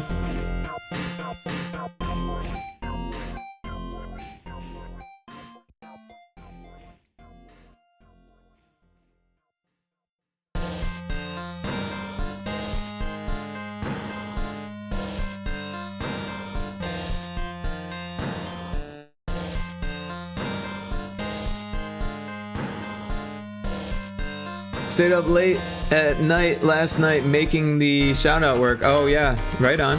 How did that work for you? Did you figure it out?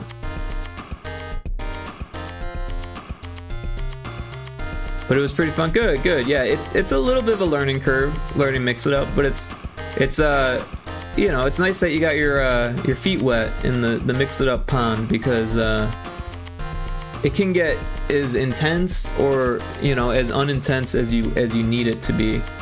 So yeah, hopefully you learned some stuff about it and can do what you want with it, right?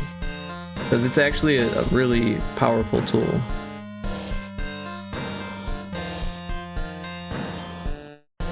Yep, you got it working? Cool. Yeah, like those arguments and stuff like that can get a little bit overwhelming at first. And even like if you like haven't played with it for a while and you dip back into it, it can get kind of like, oh damn, there's a lot going on with that. But it's not too bad. Once you kind of have a hang of how things go on a few different redeems or commands or whatever, then all of a sudden it becomes you know, mostly just like seeing what you did on something and then doing it again over here and then adjusting it so it fits the needs of whatever it is you're doing. And it gets easier the more you work with it, just like anything else. We're making a forest now. I feel like there should be 2 shades of brown.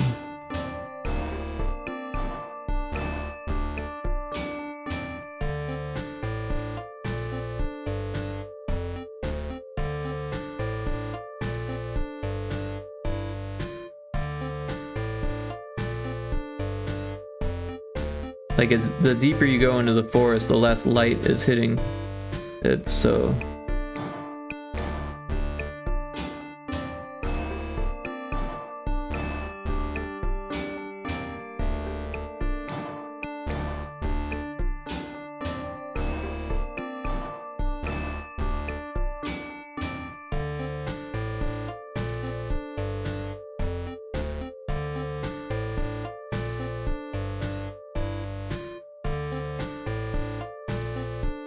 Congrats on affiliate. Yeah, congrats on affiliate, man. That's super cool. Makes it bearable for me. Oh yeah, I do like the whole step-by-step process of making commands. Makes it bearable. Yeah, that makes sense. But yeah, glad to hear that you're getting into it, because I don't know, it adds another dimension to streaming. Like, when I first got affiliate like 7 years ago, I didn't do any of that stuff. I didn't set up my redeems. I didn't understand what redeems were, actually. I didn't understand emotes. I didn't see the point of it. I didn't think anyone would use them.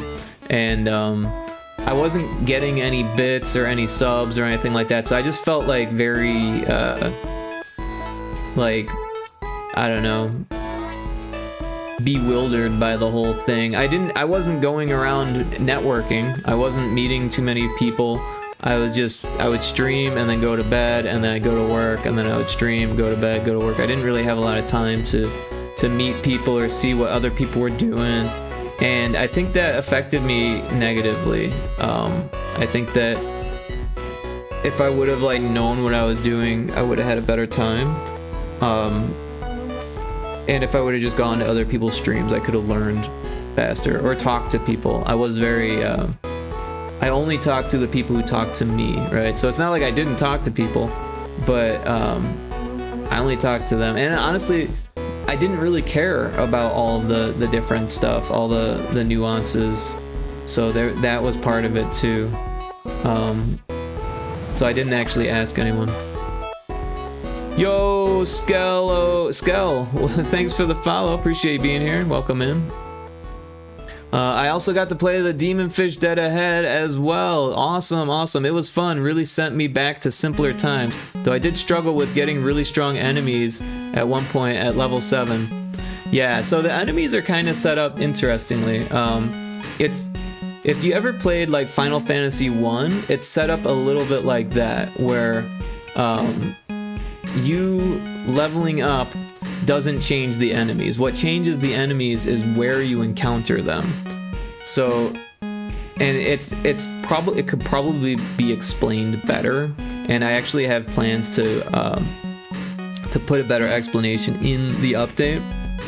But on the left side of the screen, there's these little fish hooks that come up when you're in a fishing zone, right? And then there's like an aggro level for the fish, right? So the more fish hooks on the side, the harder the battles are going to be. So if you're still like level 7, you're still low level, then you want to be in the areas that are just 1 or maybe possibly 2 fish hooks. And then once you get into a battle that you know you can't win, you just want to run away. Because I made it so running away can happen. You can run away at any time. There's no like, you can't run. So if you ever find yourself in a situation where you need health and you need to stop getting hit, run away. And then another thing that I also need to explain, that I plan on explaining better in the update, is that the lighthouses restore your health. So if you go back to a lighthouse, you can restore your health. If you fish near a lighthouse, you're much safer, right? And then as you start to explore and like look for the location points, you'll notice that some of them are further away from lighthouses, making them more difficult to achieve. And a lot of those same ones have harder fish zones near them. So you end up having to traverse these fish zones to get to the location and then go all the way back before you can refill your health, which kind of makes a challenge. But yeah, sometimes it's too easy for people, and other times it's too hard for people. So there's definitely an information horizon issue there, where some of the people who are like they know the genre a little bit better are having an easier time with the game, where people who are like unfamiliar with the I guess the beginnings of that genre don't really quite pick up on the nuanced stuff that isn't readily available for the player. But I'm super glad that you played it. Excuse me, let me get some water here.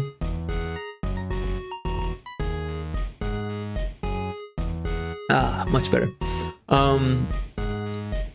Yeah, it does take time to learn as well. Oh, but it was really neat discovering new fish and the fish tracker. Yeah.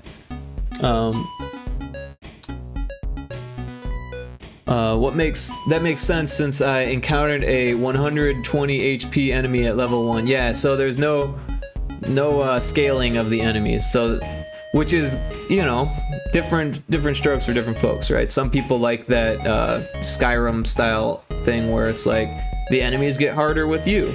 But yeah, in the original Final Fantasy one, if you were playing near the start of the game, then you would face imps, which had like very little health, did very little damage, and then every once in a while you get like a wolf, which would do like a little bit more damage and have a little bit more health, and eventually, if you got further away, you would run into enemies that were too hard for you, so you'd have to like go back to the easier places and level up some more.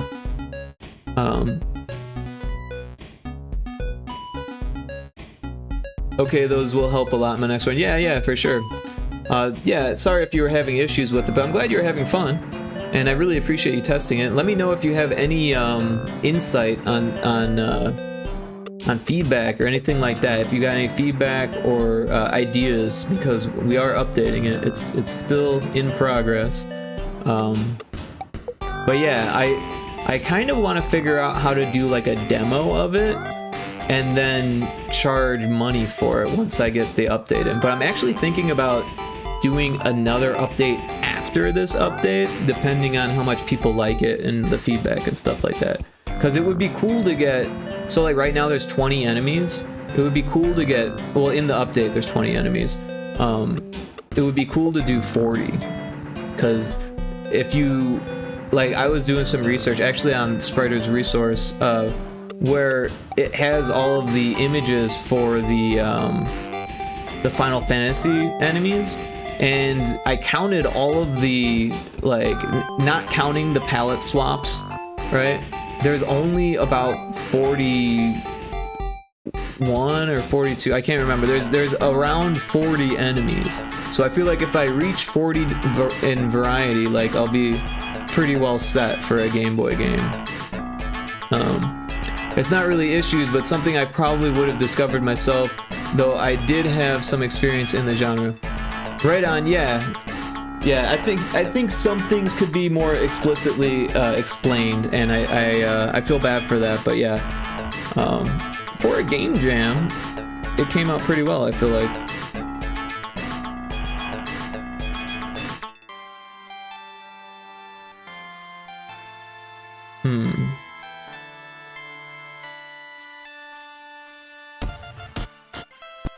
I kind of feel like these should be like that.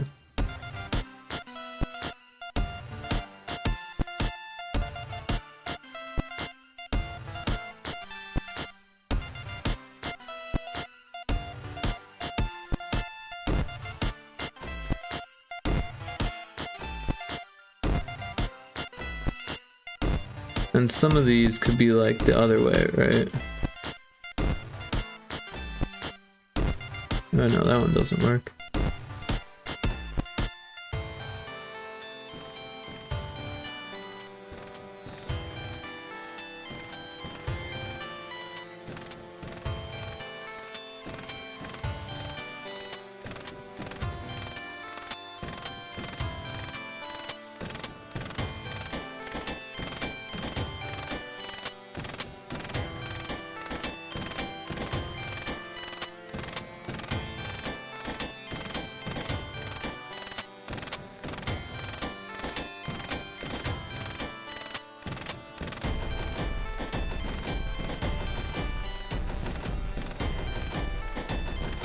Also, yeah, Spider's Resource is a really good site. I get game sound effects over there too at the sound section for my Mix It Up set. Oh, cool! I didn't think about that. That's actually really cool.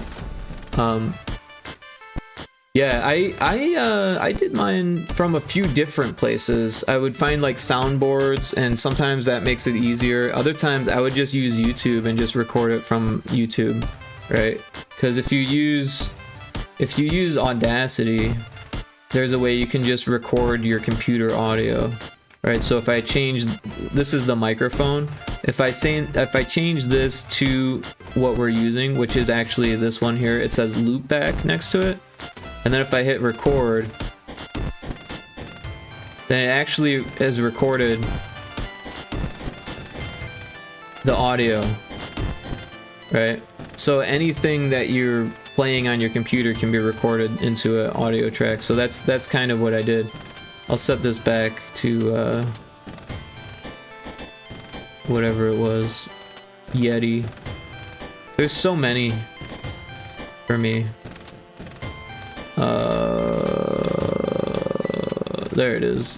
Oh wait, no, that's speakers. We want microphone Yeti. There it is. Jeez. No, we don't need to save that.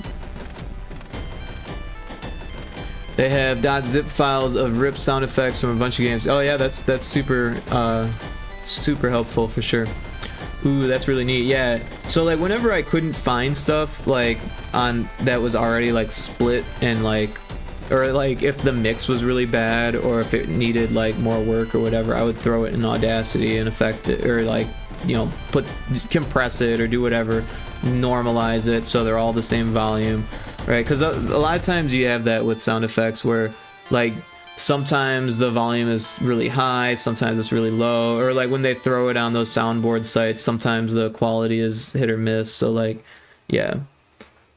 So a lot of them I normalized them so that way we can get the same volume. Back to farting, Indie welcome back. Hope that your fart was clean and didn't require any wiping. Glad to have you.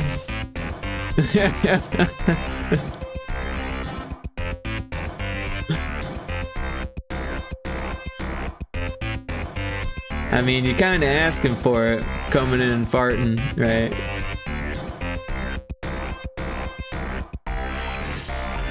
You got one. You got diamond music no diamond. That's 20 cool points. Nice. Taco Crape's trying to get the ultra mega jackpot.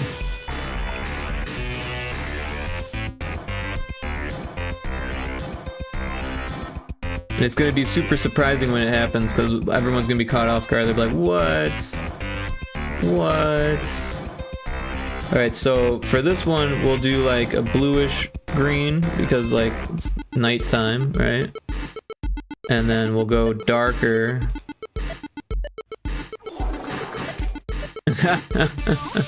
That one sounded like it needed some wiping.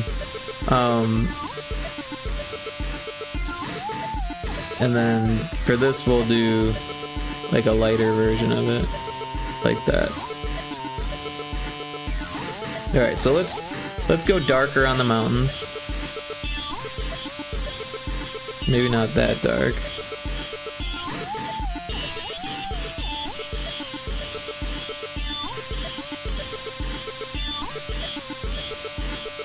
And then these ones a little bit darker there.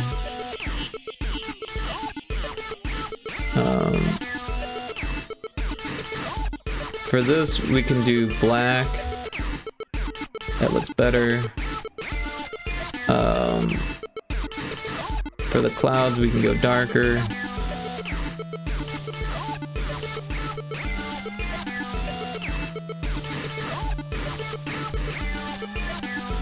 And maybe even like more purple.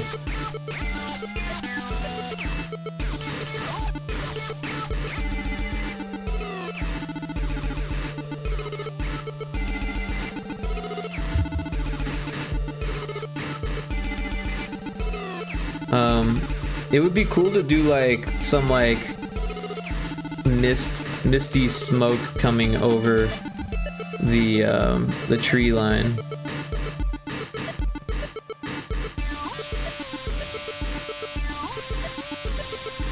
I don't know how well this is gonna work though.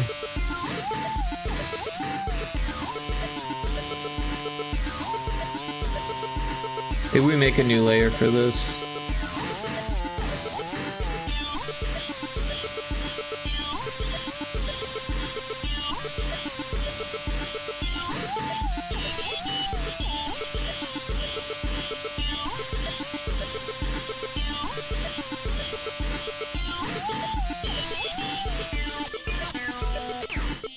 Well, honestly, this is kind of making a lot of unique tiles. Maybe we shouldn't do that. Or maybe we do like one that can be like redone.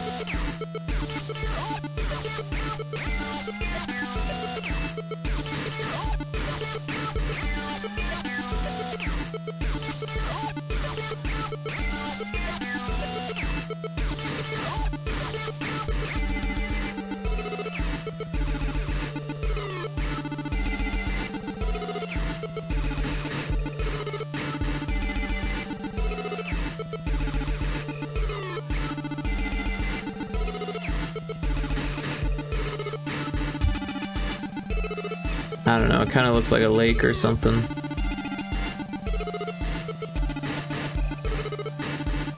Maybe we can do it here.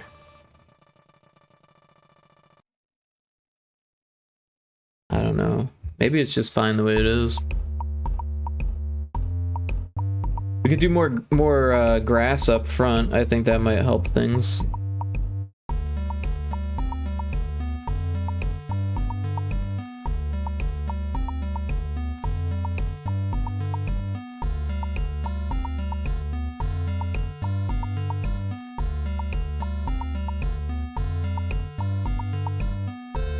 Oh, that one was insane. Yeah. There's only like 4 different parts so far. But now that people are using it more, I might have to make some more parts. Some really wet ones.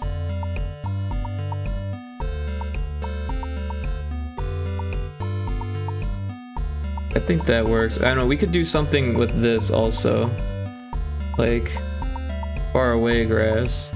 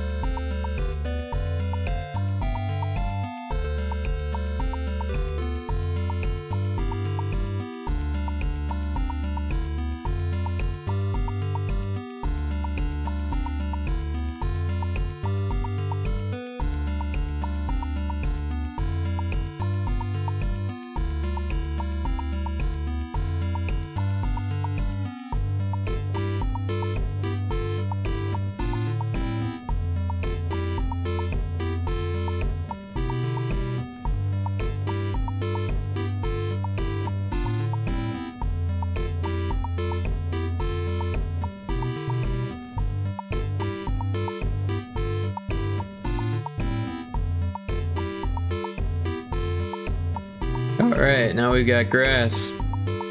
Oh, we could do one more here. Maybe this one down there.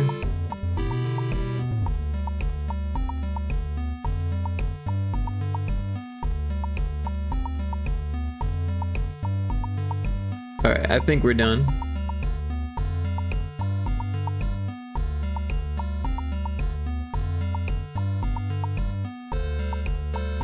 I don't know, maybe like this part here feels a little barren.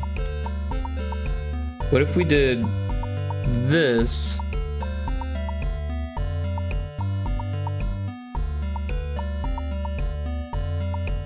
But with this color. Oh, and then maybe break up the bottom a bit.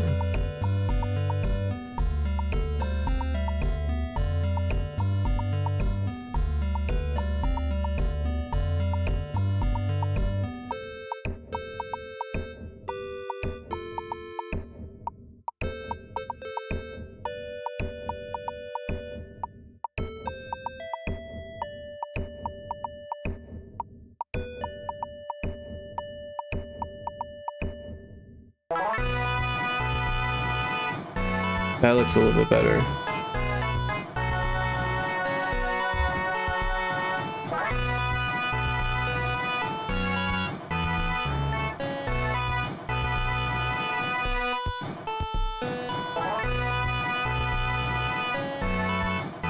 Alright. So, yeah, let's save it as a sprite file. Cut scene 4. Forest. Oh, forest is 1R. And then we'll export it. And let's see what GB Studio thinks of this.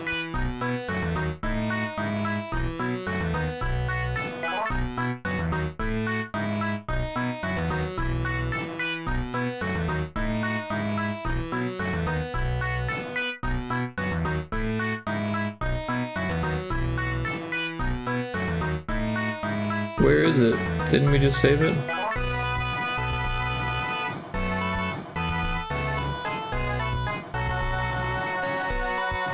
Am I losing my mind?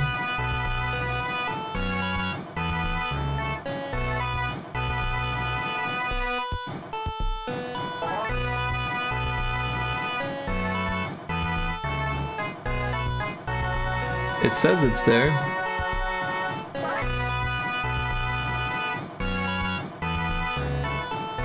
Oh, here it is. I am losing my mind.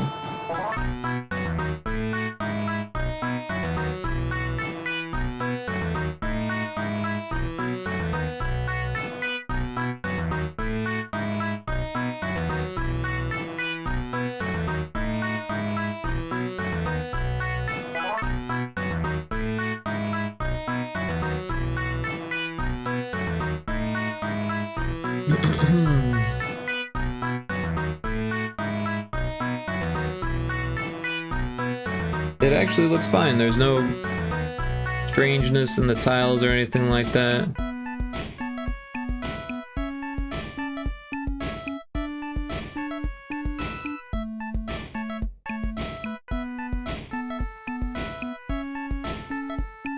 Yeah, so this was the reference, and this is how it turned out. So you can see there's some comparison there, but it's still vastly different, and it still kind of pays homage in a way.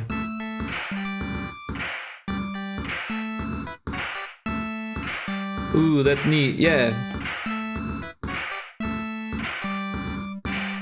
Thank you. So we got 1, 2, 3, 4, 5.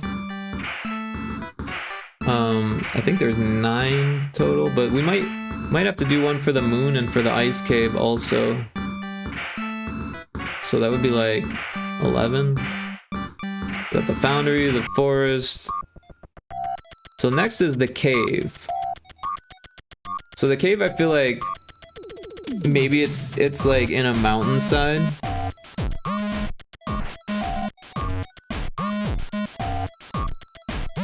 We could actually use some of the rocks from the forest, I think,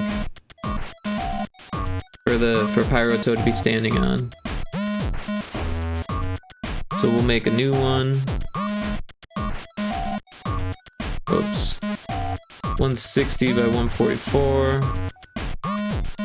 And we'll open up a level from the forest. This one will work.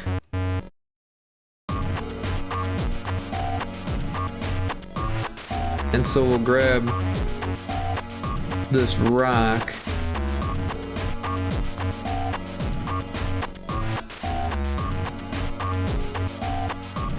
And maybe this time we've got it in the middle. He's always been off to one side or the other. Oops. What am I doing? Let's put him in the middle. So let's grab some more.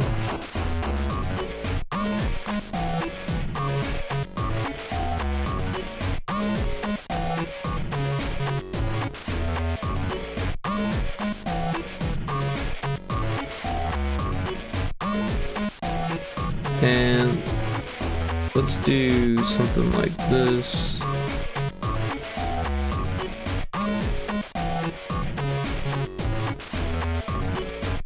Oops.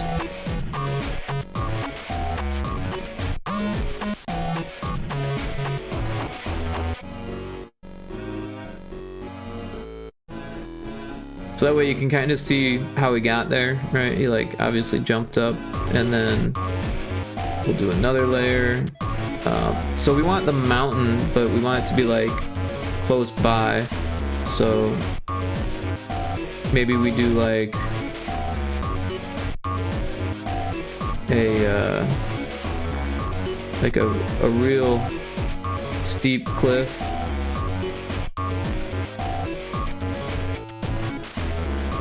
Like that. And then like a jagged rocky edge, and then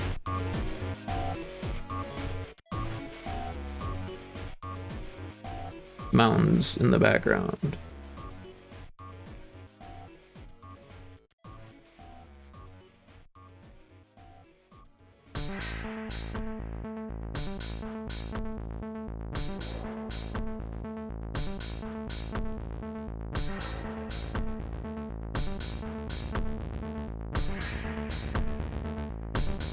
And then we should probably have some clouds also, because there's like a cloud level coming up, so like maybe we can see it in the distance kind of.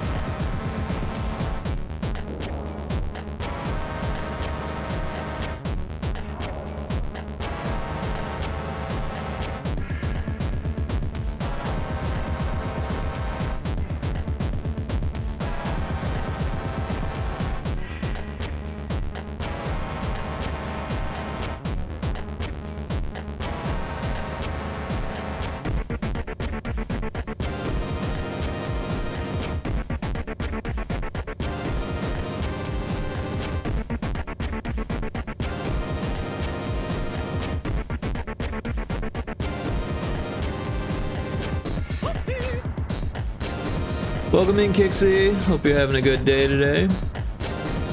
We're making more art for Pyrotoad. We've actually been kind of going through them. So this is going to be our cave level. The mouth of the cave is going to be over here. We've got our forest level. We've got our foundry. We've got our pyramid. We've got our lab, and we've got our castle. And if we check out GB Studio,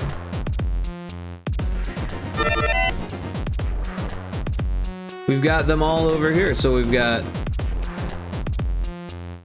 the castle, we've got the lab, and yeah, the frog is checking them out, right? We've got the pyramid, we've got our foundry, we've got our forest. Yeah, so things are going well. Very cool. Nice. Thank you, Kixie. Everyone should check out Kixie if they haven't yet. Give her a follow. Check out her schedule. She streams Saturdays. She streams indie games, which is super cool.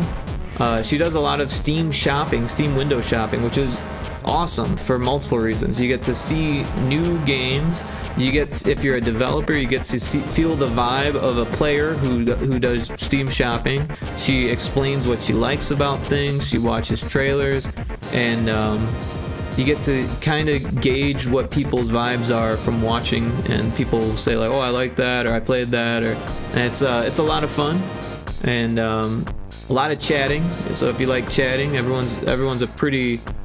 It's a pretty amazing community there, right? It's hard to say how amazing it is, but there's a lot of cool people that hang out there, and everyone's really kind to each other, and we have a lot of fun. And I mod her stream, so I hang out there quite a bit, and yeah, everyone should go follow Kixie. Thank you for the shout out. Absolutely, Kixie. Thank you for checking in. 25. Oh, excuse me. I don't know why I'm so tired. I slept really late today. It's just getting worse. The group is really neat people. Yes, absolutely. Some of the coolest people I've met on Twitch hang out in Call Me Kixie's chat.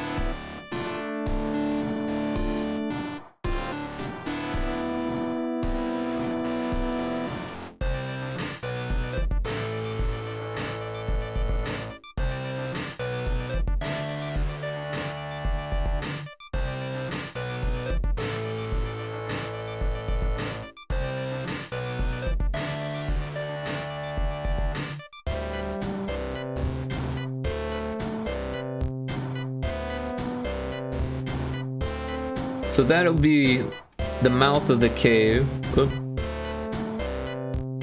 And then we'll need some more like rocky ledges.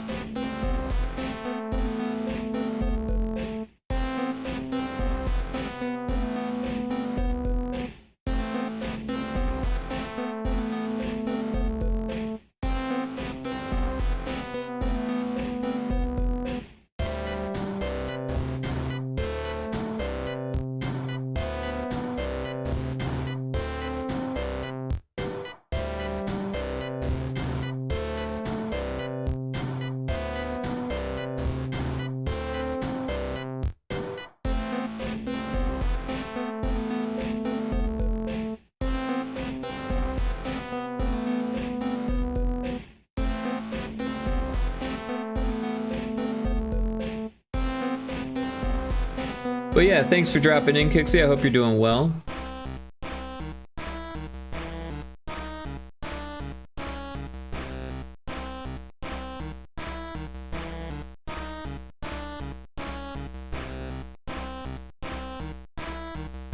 We're having a lot of fun today.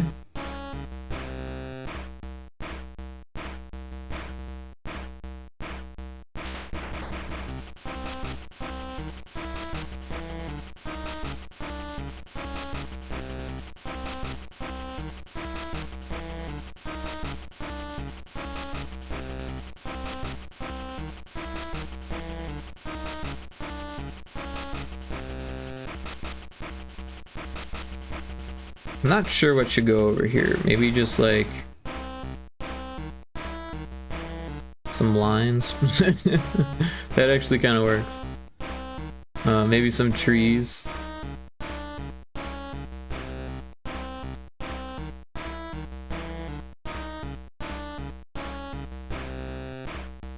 Some boulders.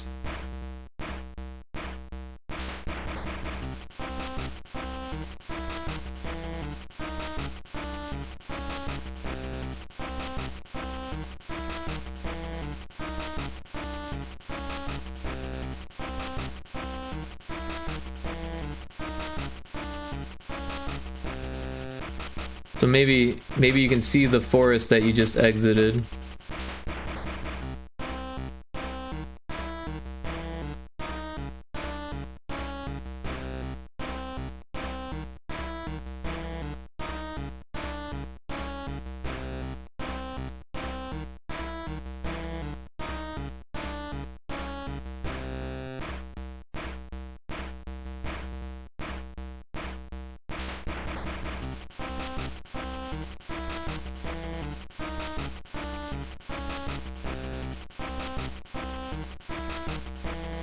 I know, I feel like this ledge is a little too close now. Maybe we move it over.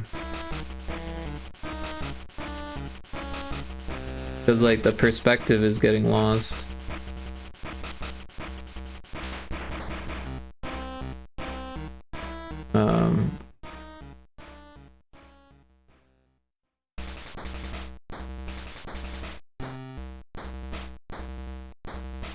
Maybe we need some like close-up rocks.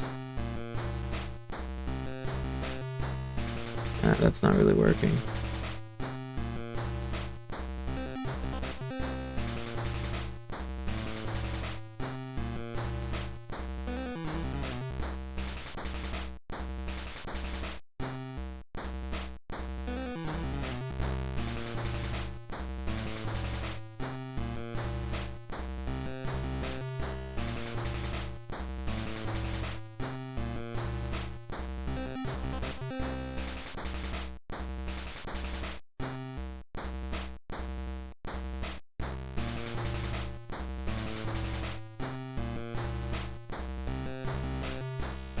Wonder if we could make it more three-dimensional.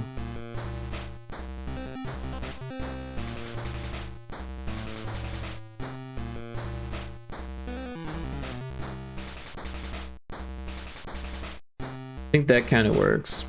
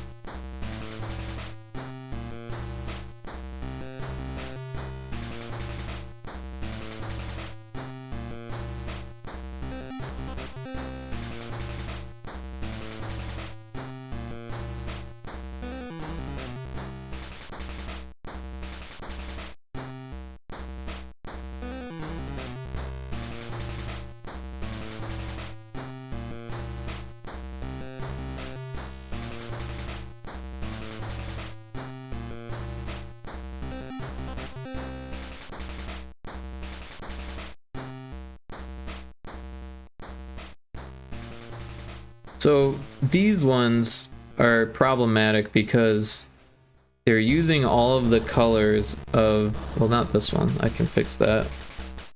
But they're using all the colors that they can, right? They've got 4 colors. So that means that all of this has to be the same color. So I think maybe we use this color. And we should probably merge these down. And that will help. I think that will do the trick.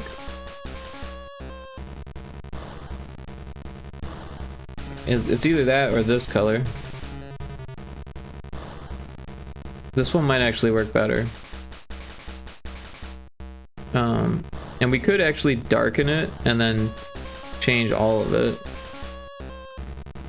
But yeah, we might want to darken all of these also if we're doing that.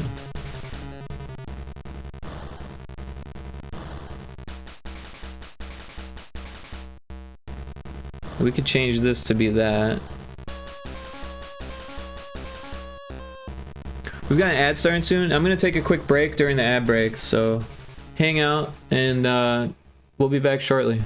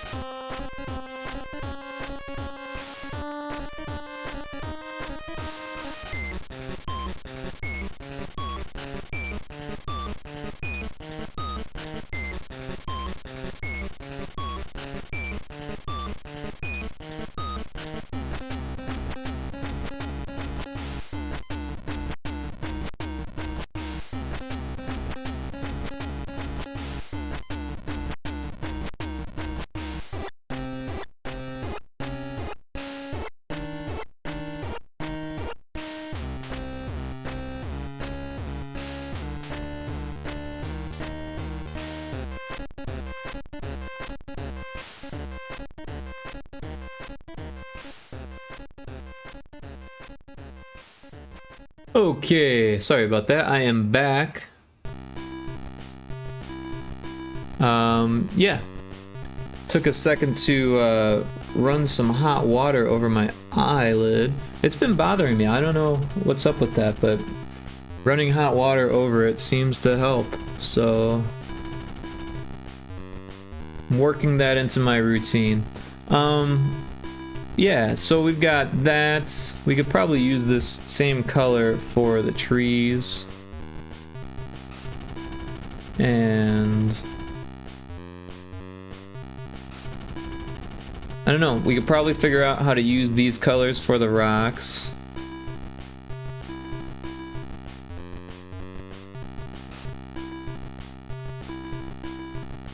I think if we do like a pattern, like a textured pattern, like that might work for us.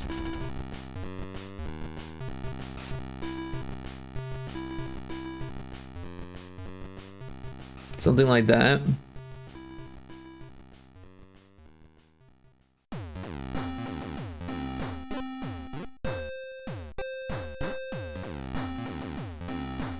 Yeah, that doesn't work because it ends where it begins. We need to do that.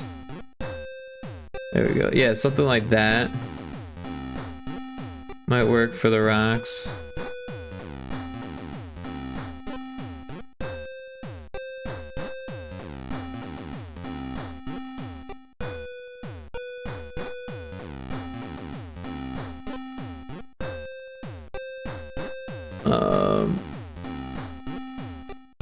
Yeah.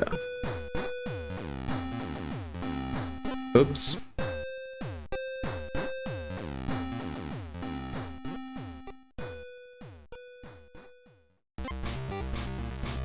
Hot washcloth and chamomile tea for the eye. That's what my grandma did for pink eye. The tea goes in the eye. Interesting. Yeah, I've never done chamomile in the eye. Also, I don't have any chamomile, but it's not pink eye. It's like a sty. right? And it's been something that I've been dealing with for like a week. It's like it started on the lower lid, and then it went right above it to the upper lid, and now it's on the other side of the other lid. So it's like an allergy thing. I don't know. I suffer from blepharitis, which is a skin condition of the eye. It's spreading, exactly. It's like a tear duct infection that's spreading is what's going on. Yeah. So I've been washing my you know, bed stuff and washing my eye more, but it's like an allergy thing, I'm pretty sure, because like my ear was having an issue a couple weeks ago, and now the ear thing's cleared up and my eye thing's going on. So don't rub one eye and then the other. Yeah, exactly. Well, typically I use one hand for one eye and the other hand for the other eye, but no, I hear what you're saying. That it's a probably a bacterial thing that's spreading is probably what it is, but it's not pink eye, because pink eye makes your eye like super red, right? And it's not affecting the white of my eye at all. It's just the lid. Yeah. But running it under hot water seems to help. Doing the hot compress with like a warm washcloth helps. I think part of it is that I've been staring at screens so long that like my eyes aren't getting the moisture they require, you know?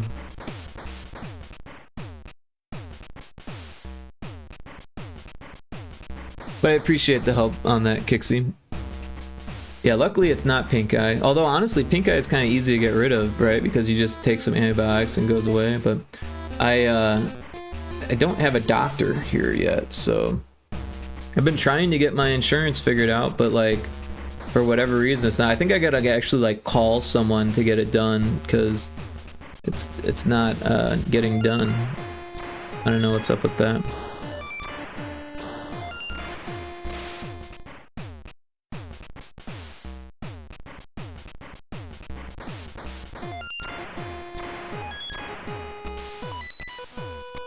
Nah, maybe that doesn't work there.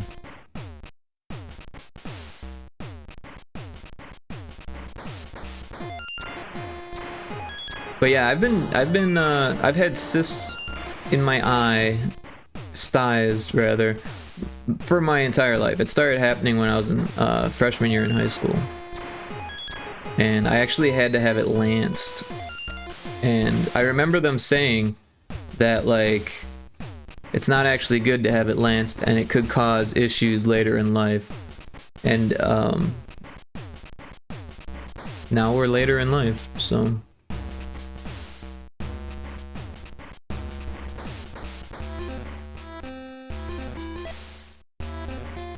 Cryptic, welcome in. Cryptic, I saw you were streaming while I was sleeping. How was it? How was your stream? I also saw you in the Valheim server right as I was about to leave. I would have hopped into the chat, but I was just about ready for bed, because that was like, it was already past my my bedtime. But everyone should check out Cryptic if they haven't yet. Software and game development, that sounds cool. Sounds right up my alley. How did it go, Cryptic? I saw what you posted on my Discord, or on the DMs on Discord, and that looks cool.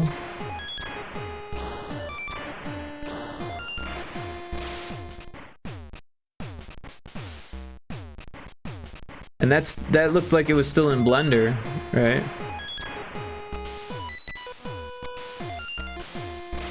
Yeah, I figured you were heading to bed. Yeah, I wrote it in the Valheim chat, but like, you know how it goes so quick. It's like hard to catch it. When I saw you in Valheim, it freaked me out, I'm not gonna lie. I was like, what the fuck is that? Oh, that's Cryptic. At first I thought you were like a bad guy that got in. I was like, that's not a normal grayling. But yeah, I hope you're doing well.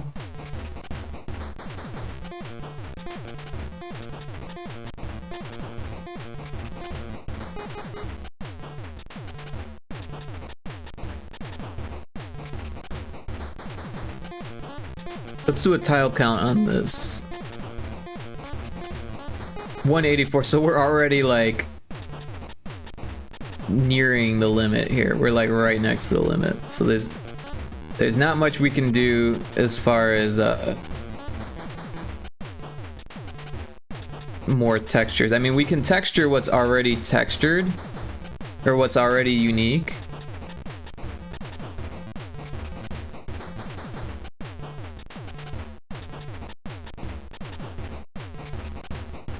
And maybe this looks better with like this fish scale rock pattern.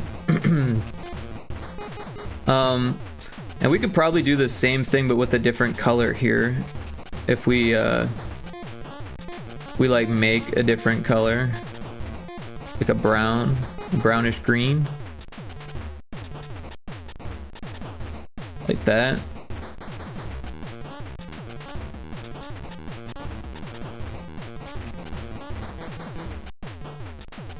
But yeah, if we like try to texture this more, we might run into problems.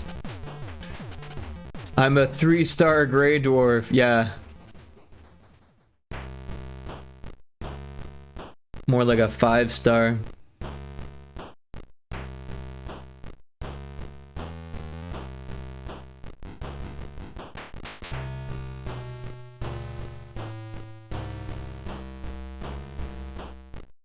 But yeah, we're making levels for Pyrotoad.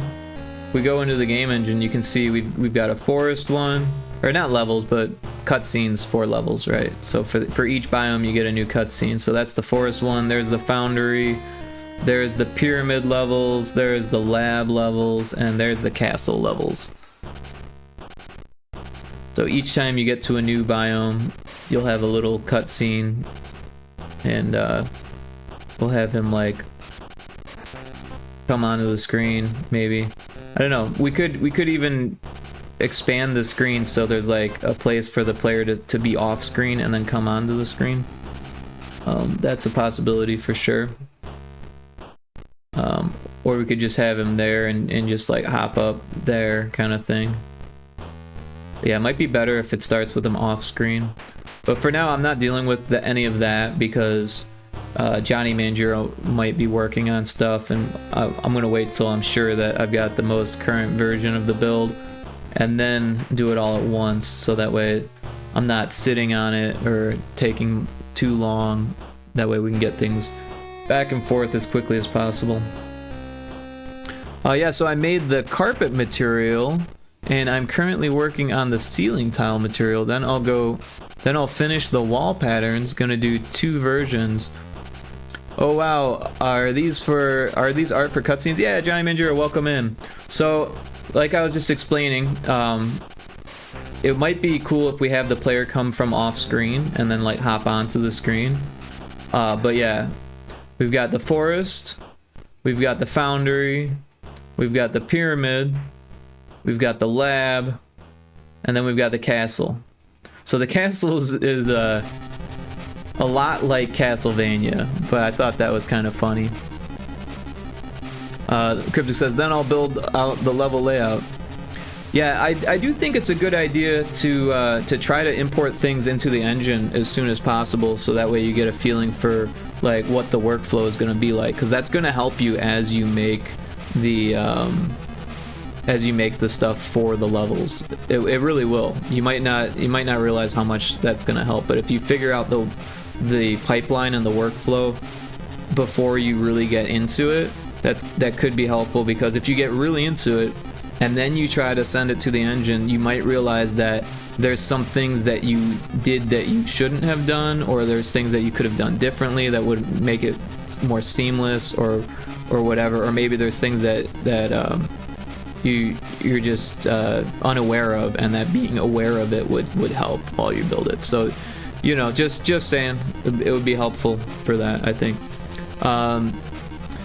Johnny says, I can send you back the build since I haven't done too much, just a little level tweaking I can redo easily, and I've been working on text for the cutscenes. Cool, yeah, so I've just been kind of throwing these in here just to see if it would like work, right? because I wanted to make sure that it didn't like have an issue with having too many tiles or too many colors, or if there was any issues that I could change it. And then I just threw the sprite in there so I could see what that would look like. But I didn't want to actually like work on these until we had until we were sure on who had the most. Oh, thank you for the resub. I appreciate that, Johnny. So that way we could be sure who's got the most up-to-date version, and that way I can have all of the art files ready to just be dumped in, and then work on the actual programming or whatever needs to be done for the cutscenes. You know, once we have everything right. So you can work on it. You can do as much as you need to. Obviously, there's still things that need to be done here for the art. You know, I'm only on the forest. I'm actually working on the cave level now. So yeah, take your time. But yeah, once you've got it set up, because I don't want you to have to redo anything. Me dumping these in isn't even work. This is just me checking to make sure that they look okay. So don't worry about that. I can dump them into the most updated version, no problem. In fact, that's what I was planning on doing.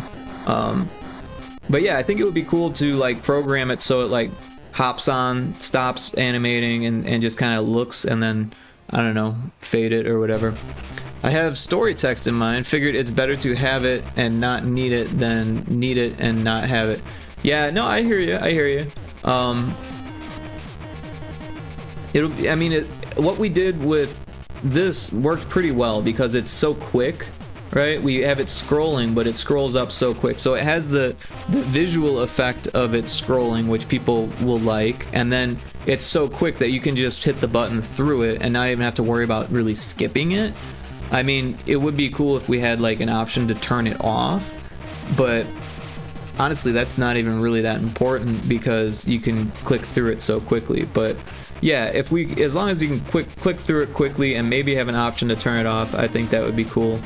I do think we should do the map thing still. I just haven't started that yet. But yeah, we're getting there. But hopefully you're okay with these drawings. Nothing too crazy.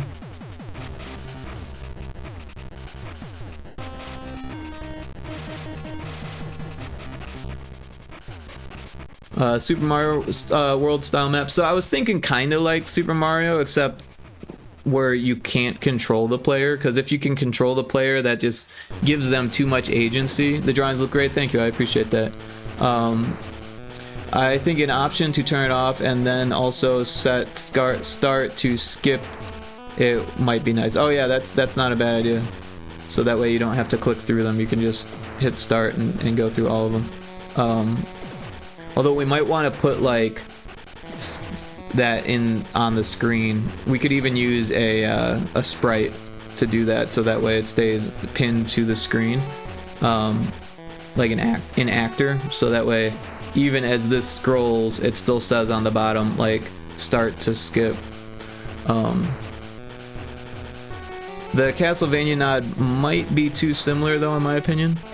Well, I wasn't sure on that. Honestly, it is quite similar, but we could always change it, or we could always do something different. I thought it would be funny. Another thing is that I don't think we really have to worry about it as a legality. But if you're worried about it for other reasons, then yeah, we can chat about that. You can let me know. But yeah, there's I think it's a Super Meat Boy Castlevania thing. Let me see if I can find it.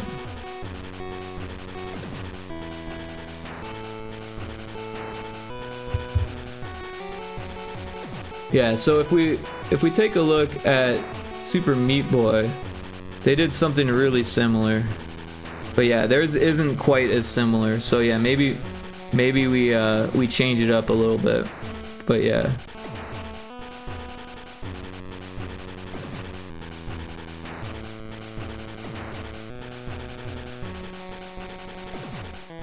Yeah, I mean, it's not like Konami is gonna come after us, so it's probably okay. Yeah, and if you look at the art, it's actually quite a bit different. I mean, the scene is the same. I mean, but none of the art is taken from the Konami version. Even the castle itself, like the bridge looks similar here, and like it's got kind of the same shape, but at the same time it's actually quite a bit different if we pull it up, because I was looking at it as I drew to make sure that it wouldn't be too on the nose, but also so that way it would be a reference.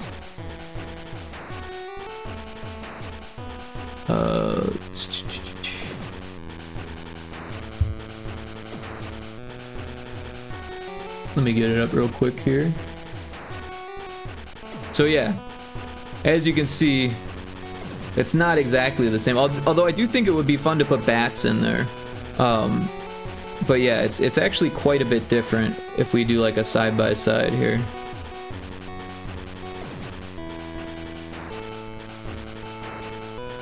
Oh. Let's make it smaller.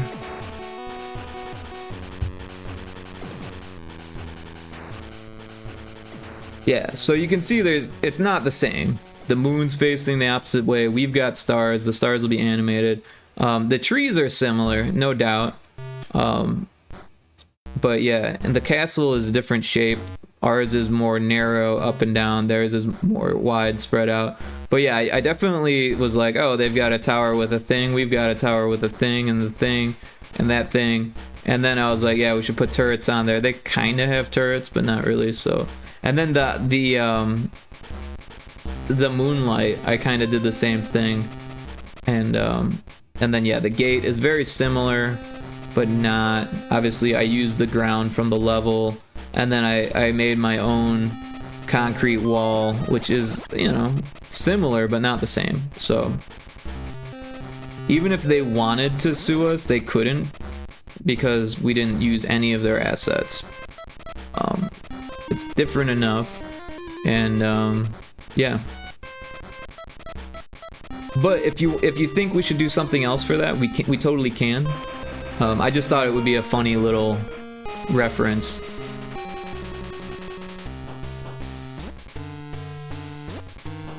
Also, the moon is lacking Simian features. What do you mean? Simian, like Simon? So I did have clouds, but then it was causing troubles with the tiles. That was the only part where it was like, you've used too many palettes, because I had trouble getting the clouds to, like, I don't know how they did it there, to be honest. Time for bed. Thank you for the stream. Good night. Thank you for hanging out, Kixie. I hope you sleep well.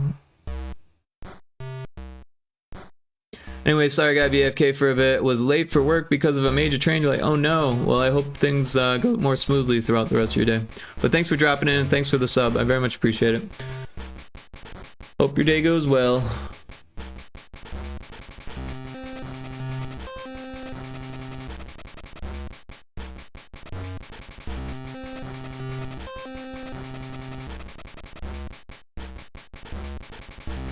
There's a wild dead end. Dedenne? There's a wild Dedenne in chat.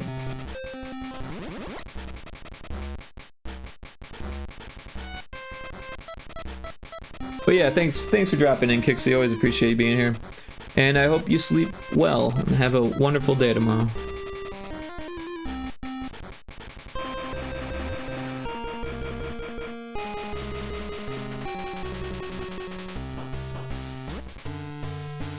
So we should probably do solid colors for the background, and then if we can get away with it, maybe put some rocks in and stuff, like, for those extra tiles. I don't know, maybe this could be like a lake. So maybe we'll do like a bluish color. Maybe we can even just use this color like that.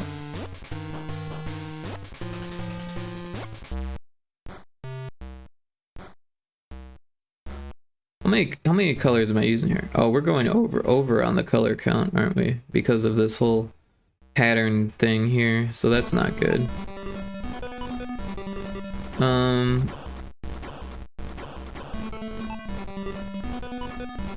If we select all of this and then use this color instead of that color.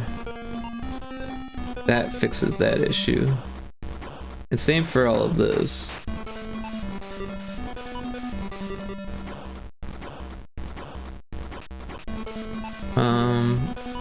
But these ones then we're left with. Oops.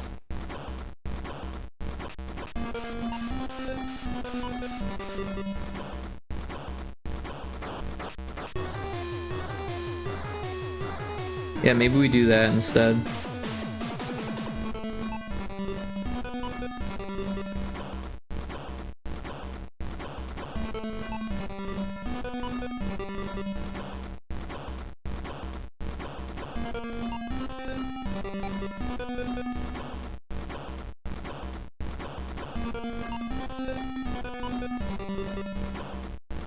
Oh, I'm doing this backwards.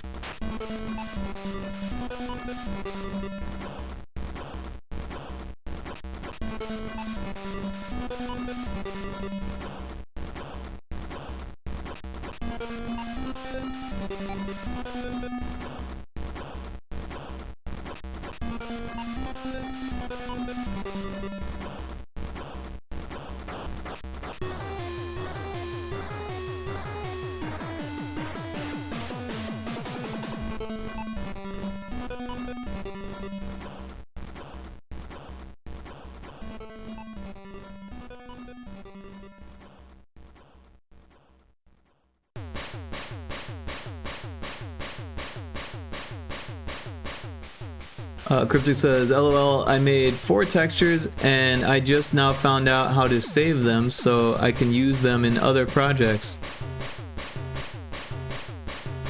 You just found out how to save textures? Oh yeah, it is a little bit weird in Blender. You gotta like hit that shield, right? I think is what it is. And then save it as like an image in the Blender folder for your project kind of thing. Yeah, it's a little weird for sure. I think these should be darker.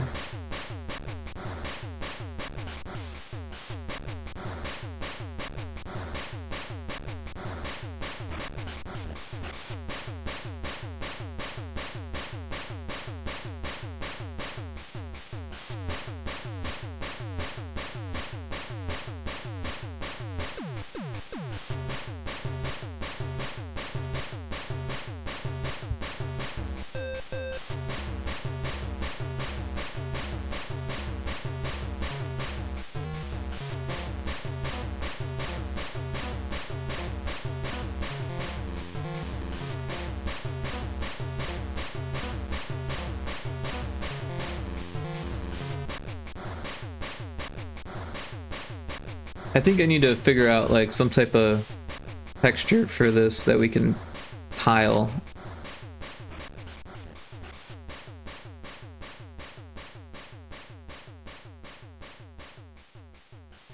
Without using too many.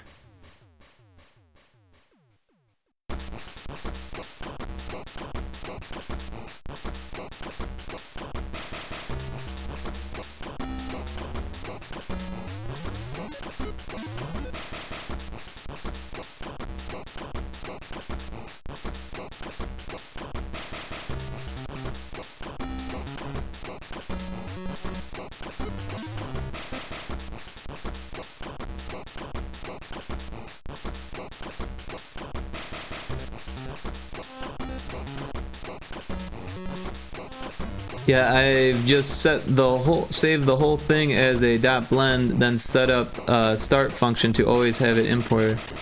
Oh, interesting. Yeah, that's kind of a roundabout way of doing it with the start function. I've never actually used that. I don't really know how you would even do that.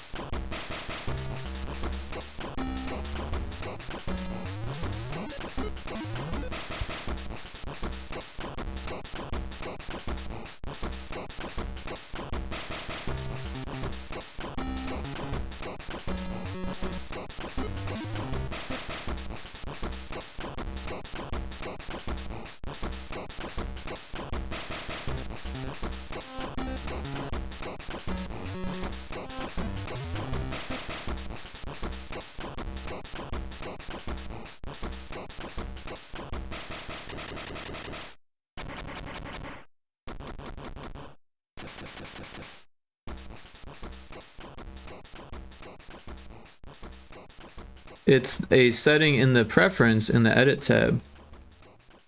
Interesting. Yeah, honestly, I always like hardly ever use the tabs. I use the I want to say the quad menu, but I don't think that's what that's called. But the right click menu in Macs, they call it the quad menu. Because it pulls up 4 different menus. But yeah, I always use the right click one or like the hotkeys, and I always forget that there's like more options in the tabs. Because there's like 2 sets of tabs, right? You've got tabs, the tab on the like the file tabs, and then you've got tabs on each like scene mode thing, right? I don't even know what they're called. My terminology in Blender is shit.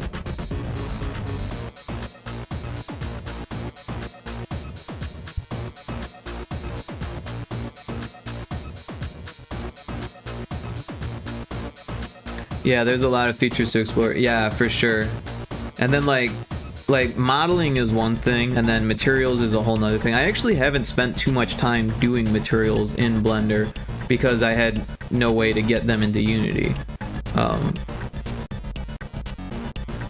And then animation I didn't do because I didn't, you know, honestly you can do a lot of I would do the rigging and then I would do the animation in Unity, or I would do some animation in Blender and then bring it into Unity, or it really depended on, you know, what the thing needed. But I never did any rendering until like just this last year. Because it was always for games, and then I did something for video, and I had to learn how to render.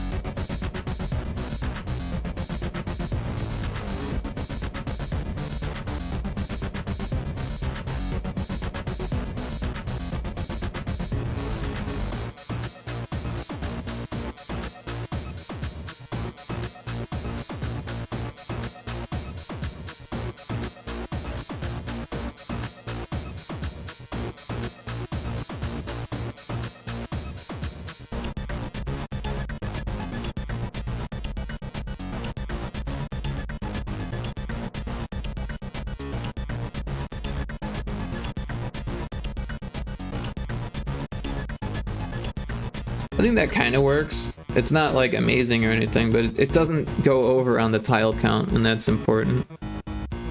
Oh, it does go over on the tile count. 198. So we need to optimize the tiles. What can we do to optimize tiles? Well, we can scooch this over.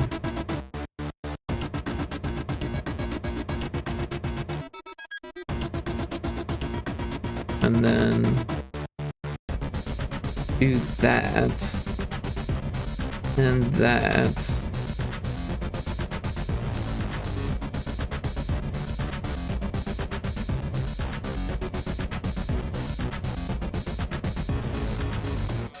That should actually help quite a bit.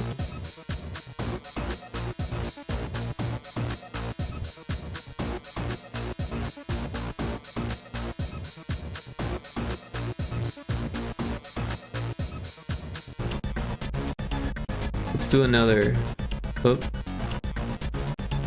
tile count. 189. So all that fixed it. Now we're below the tile count.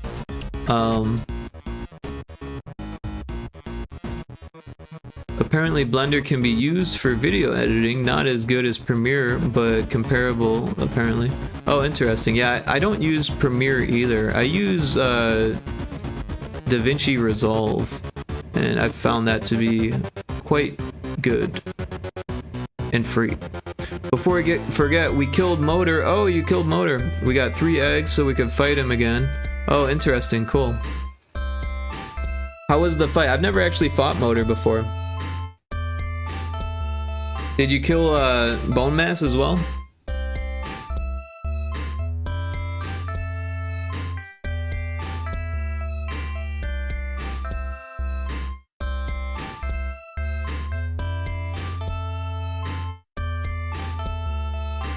I think this color should be darker. Whoa. Not that dark.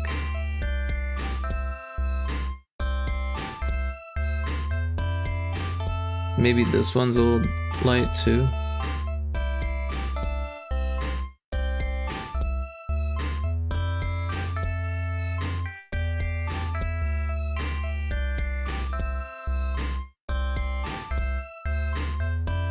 Well, let's see what happens here. We got this.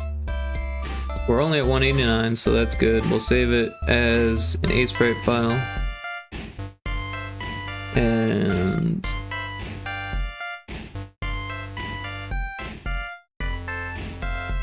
we now have a mead that reduces stamina drain by 80%. Oh wow, that's significant. We haven't fought Bone Mass yet. Oh, okay. So I did flatten out a lot of the swampland near Bone Mass, but it's not all done yet. I've been going and doing that every once in a while whenever I've got some free time to play. Just been going and flattening the swamp near Bone Mass. I will be fighting him when I get off work. So yeah, there's a portal in my base that's called Far, and that will take you just outside the swamp where Bone Mass is.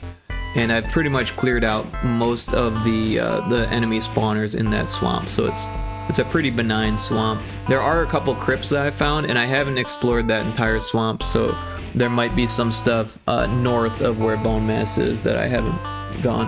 But I did put my map stuff into the cartographer table, so hope that's of help to you.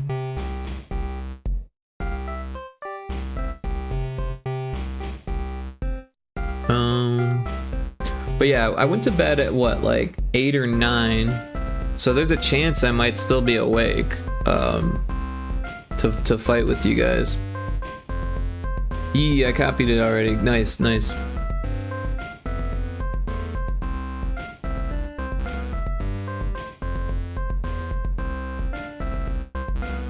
Will you be awake so you could join? I don't know. Depends on what time you're talking. What time are you talking? Because we're in the same time zone. Don't you get off work around like 5 a.m. or something like that? There's a Phoebas in chat.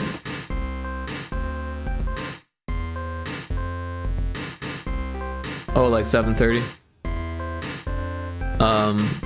Well yeah, I'll still be awake at 8 to 9 probably. At probably around 9:30, 10, I'll probably be like, hey, I'm pretty tired. But depending on when you get home and when you log on, I'll probably still be playing.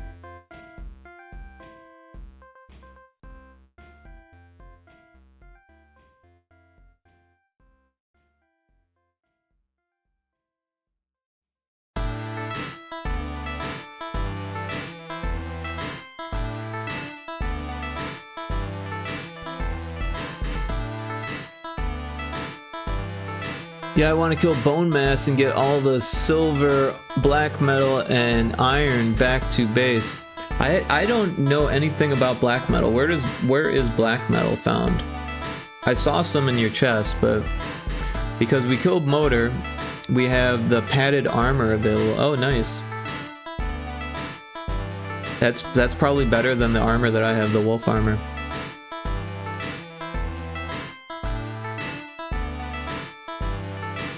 Cause yeah, we've now surpassed where I'm at. Norway, I think. What do you mean Norway? What's Norway? Oh, you mean black metal like the music is from Norway? Jeez. Norwegian black metal. The plains biome, the gremlins drop it. Oh wow, I've never killed a gremlin before. Aren't they goblins or are they gremlins? So I've heard that the gnomes are peaceful until you attack them or destroy their buildings.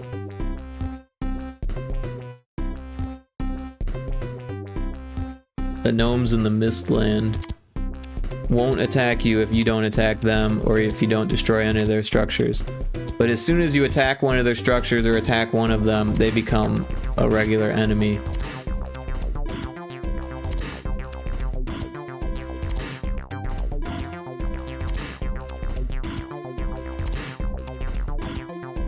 Alright, so this one looks like it's working too, so that's good.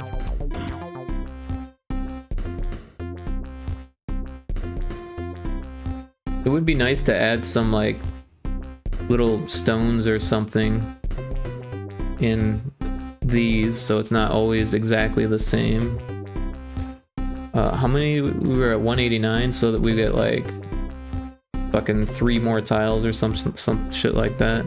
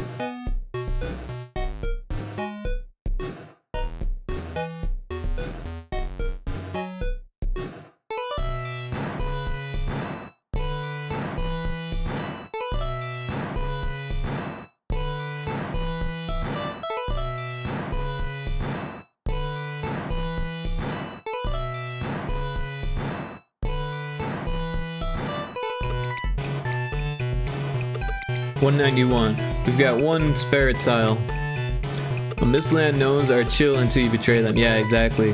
But it's easy to get them killed by other means so you can loot their base. Yeah, that's what I've heard. Or you can destroy their, what is it, the beacon thing, right? Or what is that called? The thing that prevents you from building in their thing. You can destroy it by using the cart. And if you smash the cart into it, it'll eventually destroy it, and then you can build within their base. But that sounds like it could be dangerous, because then if you accidentally attack one of their structures, yeah. Anyway, see when you get on Valheim, gotta fix the machines. Alright, bye, have a good stream. Thank you, I appreciate it, and have a wonderful rest of your workday. And I'll talk to you later. Yep, so we've got some rocks, that's cool. Let's save this. Export it again. We've got that. Overwrite, yes. We're gonna copy this. Paste it here. Replace it there. And now we've got rocks on there. It's a little bit more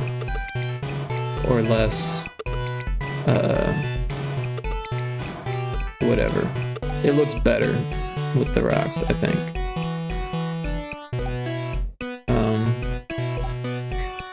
I do feel like the background is like really vague, but or like lacking in detail, but we did the same thing here and it worked.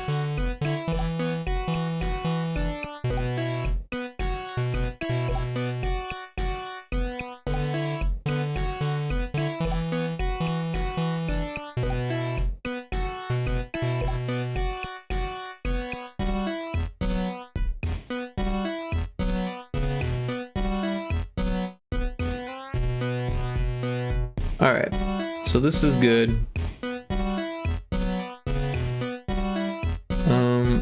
What comes after the cave?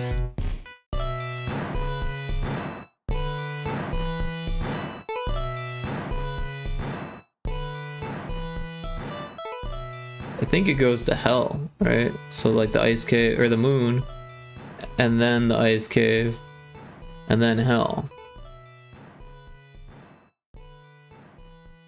So that might take some thinking. The cloud one, I think we're gonna do like a cloud castle. The hell one, we could do like a hell castle, and the yokai one, we could do like a Japanese castle. But for the moon one, I'm not quite sure. Maybe we do like looking out the spaceship window at a moon, so that way you get like the transportation, right? I'm tempted to start it, but I don't think we'll finish.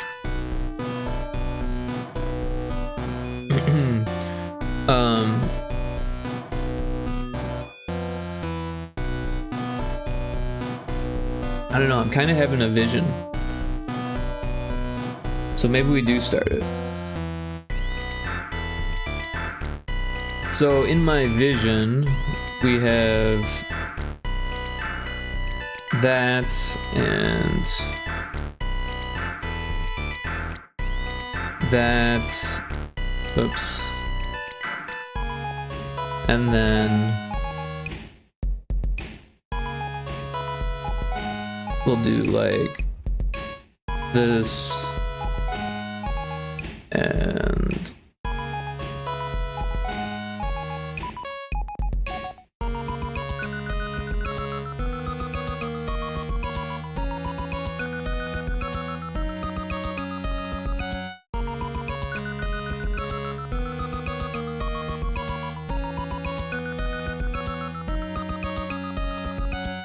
maybe we do like windows, right?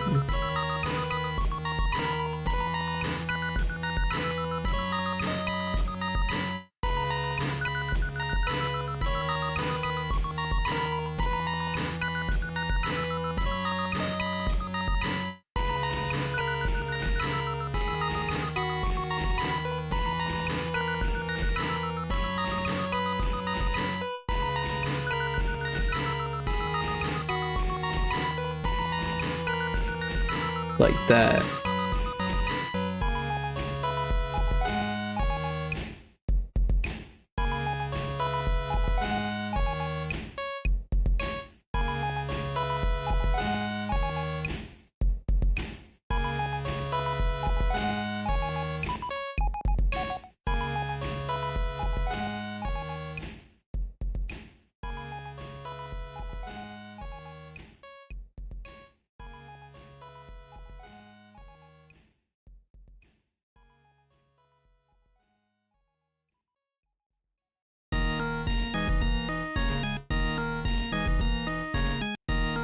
And then we would do like the moon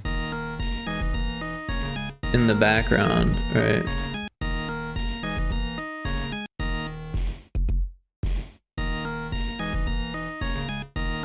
And then there'd be like the dark side of the moon, right?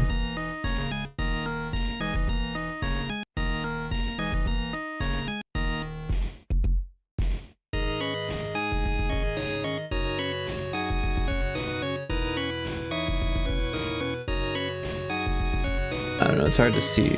Let's draw the line first.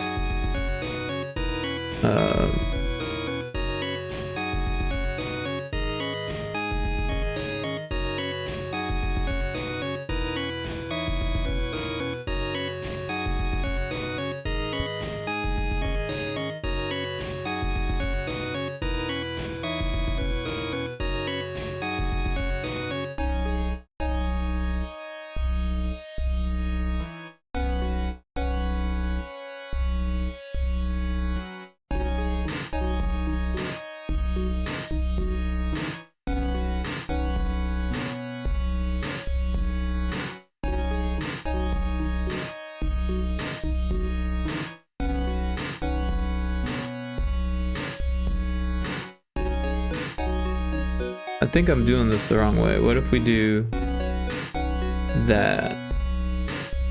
Yeah, that's what we need. And then this.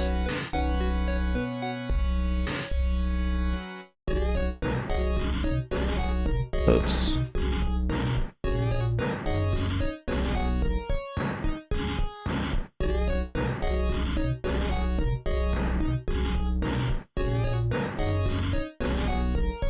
I don't know, maybe we should leave that there and then adjust it later.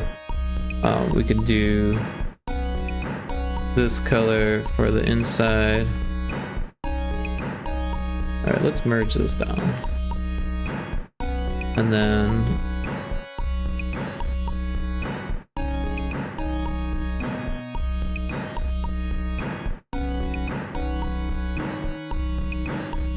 kind of like that.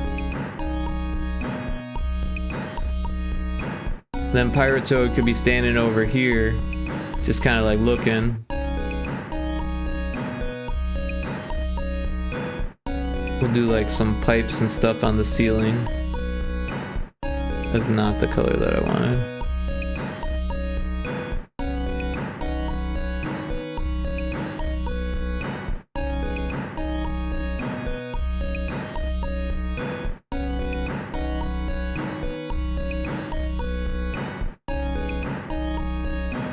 But we could do something else here. If we made the moon smaller, we could have it trail across the sky and then like stop once we get close, right? Or we could have it get bigger, right? So it starts small, it grows a little bit, it grows a little bit more, it grows a little bit more. We could actually do quite a few frames to make it quite smooth. But it'll have, we can only make it like 10 by 10.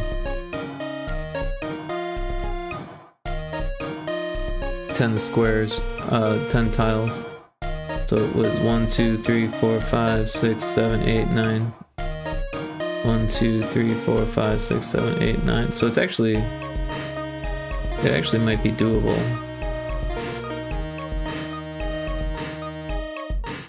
I don't know. But it's not a bad starting point.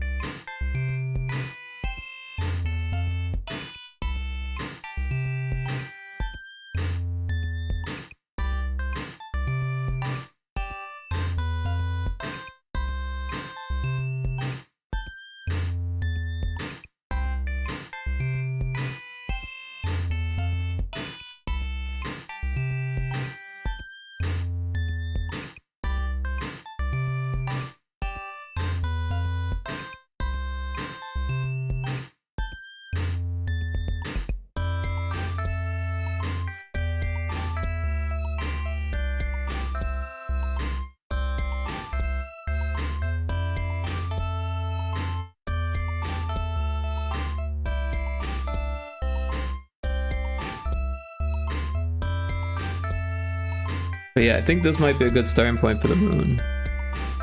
So we'll save it as, what were we at? 6?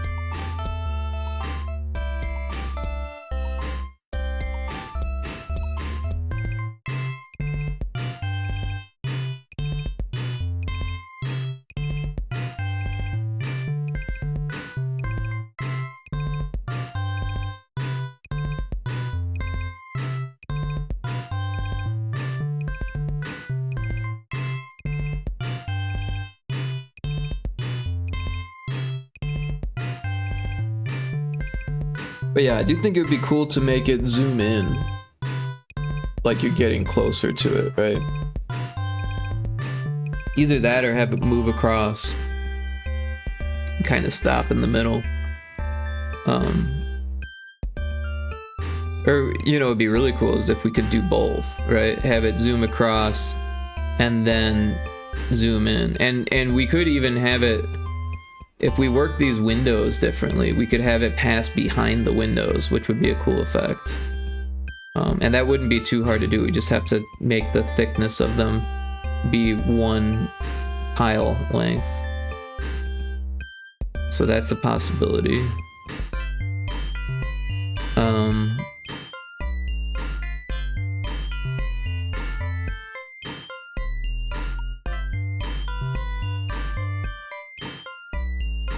Although there might be a thing about passing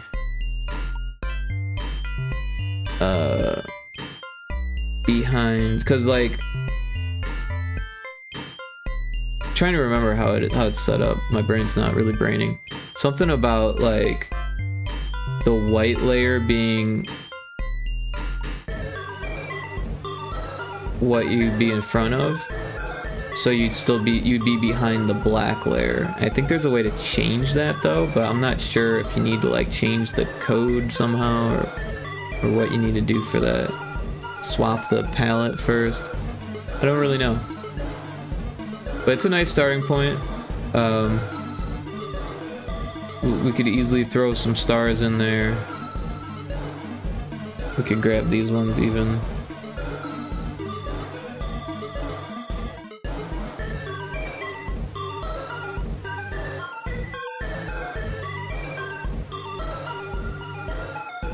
Oops.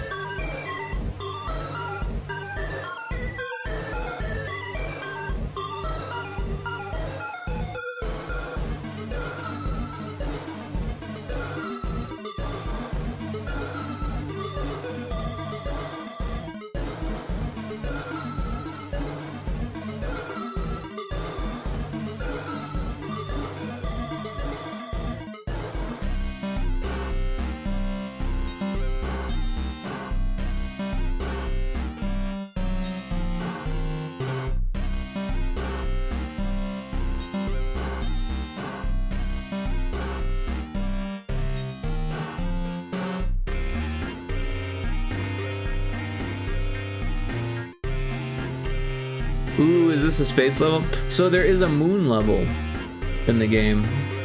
There's a singular moon level where the gravity is lower. So I think it would be cool to do like a special cutscene for it, because there's no like explanation yet, and maybe Johnny's working on some writing to explain it, but it would be cool to actually show you like going to the planet or going to the moon, right? That moon is clear. Well, this is supposed to be Earth because you're on the moon, right? But yeah, then this would be the moon, but this is just like a starting off point. I would put craters on it and texture it and stuff, but I'm thinking about animating it in a way so it either moves across the screen or moves across the screen and zooms in, or just zooms in. So this would be like the biggest it gets, and then start with like a smaller one, and then frame by frame it gets bigger. But we'd have to check it to make sure that, because we'd have to put the frog down in the corner, and then I think you only get a maximum of 10 horizontal scan lines, or 10 tiles per scan line before it starts to overlap and sprite tear. So yeah. Earth rather, yeah, that sounds fun. Yeah. So the level is really hard, but it's got low gravity. So like the first jump, and these aren't actually fire, they turn into gas. Fire was like what I used at first, but in the code they turn into gas. And so you jump over this, and then this thing moves up and down. You have to jump over that, and then jump back over there, and then jump over this again, and then jump over there, and then jump and fall that way, and then shoot your fireball, jump that way, and then land this way, and then jump over this. I think I think you jump over this. I think you have to get this. I haven't beaten this. I haven't gotten that far in the level. It's too hard. But it's really late in the game at this point. It's level 25, so the game is kind of difficult. It's actually really difficult, and these later levels are just like insanely tough. So yeah, we've got like a Japanese castle. We've got a cloud level. So I think I'm gonna do like a cloud castle, just to keep the castle theme going. And also like, how else do you draw someone going to the clouds? I think you told me there are limits, like how many colors you can add per tile. Yeah, four colors per tile. Yeah, they get tough. Infinite Metal, welcome in. Yeah, Infinite knows how tough this game gets. He actually played an early version of it. Although we did add cutscenes since then, so it should be a little bit easier for you next time you play Infinite Metal. But everyone should check out Infinite Metal's stream. They have a fantastic stream. They do retro games and indie games, and they do test my games from time to time, which is super cool. And they have oh, did I say cutscenes? I meant checkpoints. I've got cutscenes on the mind. Checkpoints. They've got checkpoints. So once you get to a certain point, after you die, it sends you back. Sorry, I don't know why I said cutscenes. I've been working on cutscenes. So if you want to see the cutscenes we got, first there's some story that comes on. There's the first cutscene image, and then we've got this, which we're debating whether we should use or not because it's kind of on the nose.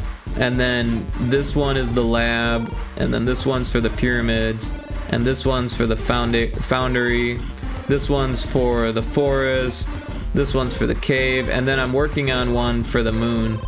But I'm kind of just leaving it at this because, you know, kind of winding down on the Pyrotoad stuff for the night. We got a lot done. We did like, what? 1, 2, 3, 4 cutscenes tonight. So, or 4, yeah, I guess you call them cutscenes, because we're gonna have the player wander in from off the screen and kind of stop, and then maybe animate something somehow. I'm not really sure. Like, we could add sprites for the clouds and make them move a little bit. We could do the same thing here, or we could do background tile swapping. We could make the clouds move a little bit there. Maybe the trees waver, I don't know. We could maybe make the grass move in the background.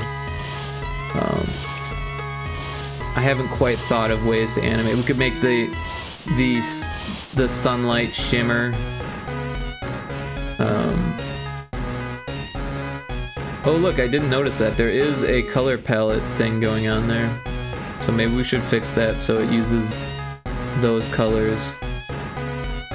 Although it doesn't look bad, but it doesn't look great either.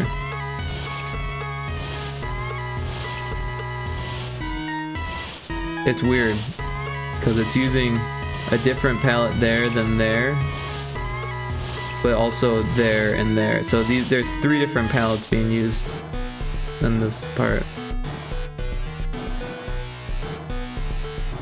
It looks cool that it overlaps, but maybe I figure out a way to fix that. That's a lot. Yeah, I mean, we did get a lot done. And that would be a lot. It would take a lot to animate all of that too.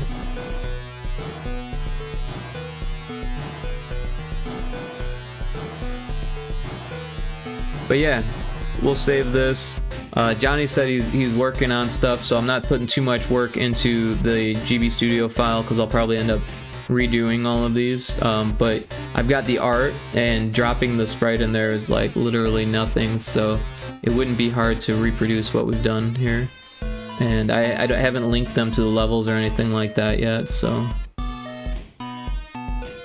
That tile's different than that tile. There's an error in the tile.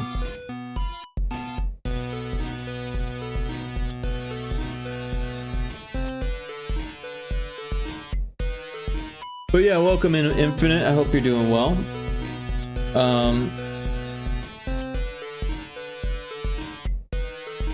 Yeah, and I can't wait to show you the updated version of Demonfish Dead Ahead. Yeah, thanks, doing fine. Good to hear it. Yeah, Demonfish Dead Ahead has what, 20 enemies now? Like 7 more pieces of music. All the new enemies have sound effects. Pew pew. And the whole second world, right, with all new locations. So 7 new locations, 1 new map, right, and then and yeah, I think that's it. All the fish have sound effects. I did fix some of the bugs, but there's still some other bugs that I'm noticing them, so I'm still chipping away at. Oh, and I extended the UI so it's 3 tall now. So all the UI is the same height, which is actually, well, it's not all there yet. It's actually a huge pain in the ass because there's so many. It took me hours to do that Infinite. The whole time I was like, I sure hope Infinite appreciates this.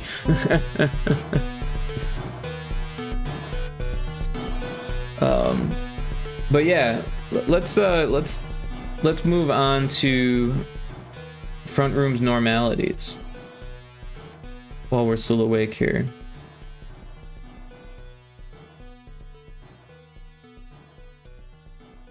So, and I don't know where you last saw this, but now we've got 4 jump scares.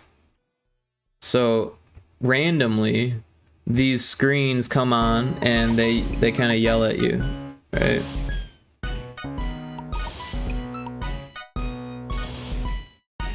So that's cool. And they need sound effects. They all just use the same sound effects. But it's already like 1:30, so I don't know if I'm going to voice any more sound effects tonight.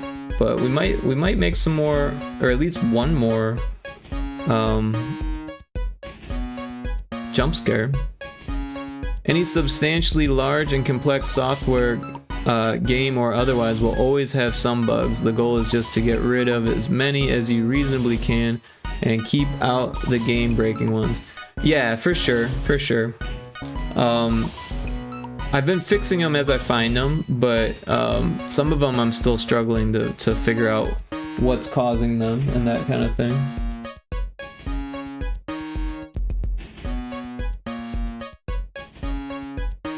Oh, a wild onyx. That's a good one.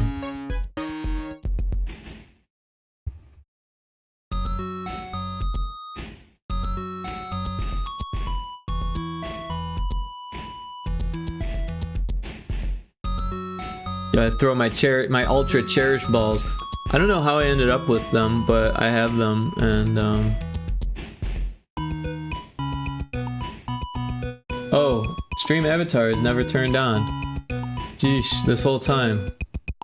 You guys been missing out on extra slots. Can't believe I'm just noticing that now.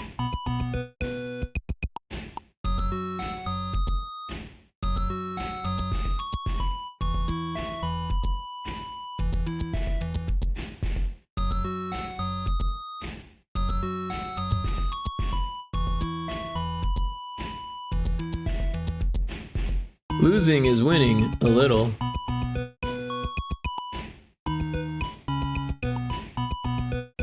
Hey, I caught the onyx, but it's not shiny. That's too bad.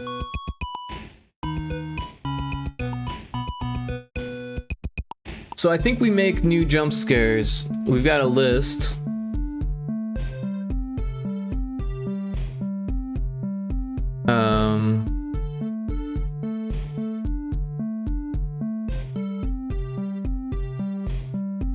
So here's my list of jump scares. We've got the zombie, the witch, the vampire. We've got a bat, so we can mark that one down. We've got a... Did we do a spider? We did a blob. Oh, we did a frog. We didn't do a spider.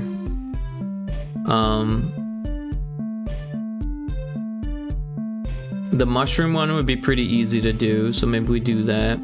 The squidge monster will be fun because that's like a retro Spaceball reference. The dragon, that's gonna be... I might do some more thinking on that. But that's gonna be for Skelly.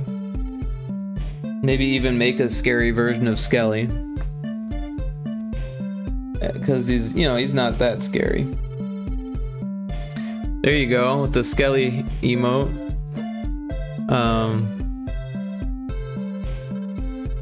The ring lady, oh, excuse me. That was a viewer idea. I don't know if we're gonna do that though. A mutant, I was thinking could be like, you know, some type of experiment gone wrong thing. A demon, yeah, I don't really know. Something like a imp from Doom or some type of Doom style enemy. A cat monster, I don't really know about that. A fish monster would be a little bit easier because we could just do like a demon fish, right? Gotta reference all your other games in your game, right? But yeah, the cat, maybe we just give it like 8 eyes and like a snake tongue or something like that. But if we have a snake, then I don't know. How do we make... Well, I guess for the snake we could do like a hydra, right? Give him like a whole bunch of heads.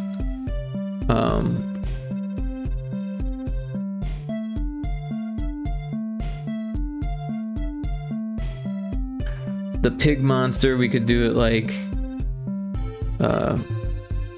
really big tusks and like a whole bunch of eyes and like blood coming out of its mouth or something.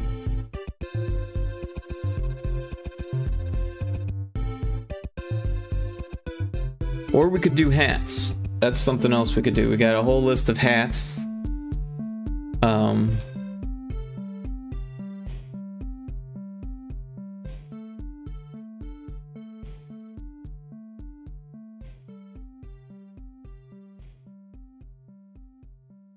I did make a PNG tuber for Indiana Crones, although it's just kind of a test thing.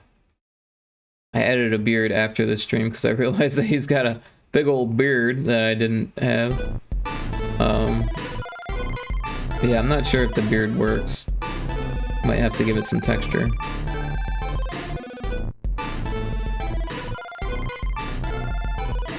But yeah, we'll see if he likes that, and either go further into it or change it up if he wants it changed, change the color of the mask maybe, I'm not really sure, and give it more colors. Obviously, it's easy for me to just use the 4 Game Boy colors as like a starting off point these days.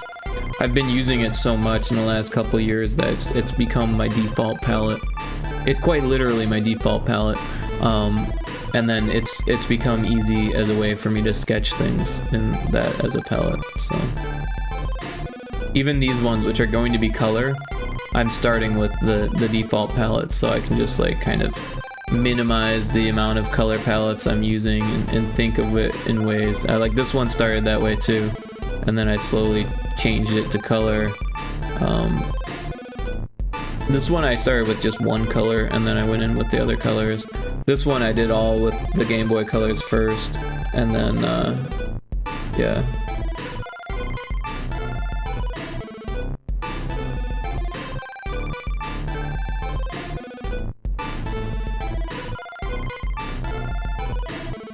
This one I started with colors from the sand level because I knew that I'd be using this, and I had this in there already. This one I started with the Game Boy colors, and I had this, but the rest of it was Game Boy colors. This one I started with black, and then I added more colors. I started with colors on this one because I knew it would be mostly black, so I didn't think we'd have to worry about palettes as much. But yeah, let's make a new 160 by 144. And let's move it over to the other screen. So give me a second, and oh, that's not the right one. There we go.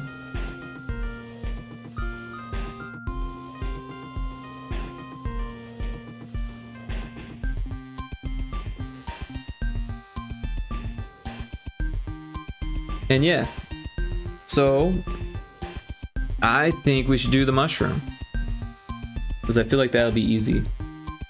Want to make my job easier today. Probably end the stream kind of early because my eye is bugging out. Got some type of zit thing going on my eyelid and the tear duct, so it's like a sty. Never fun. But I'm kind of prone to these things, so I've been dealing with them pretty much my whole life. And shouldn't be too bad to get rid of. We'll do it to about there. And so we need it to have like enough room for a face, right?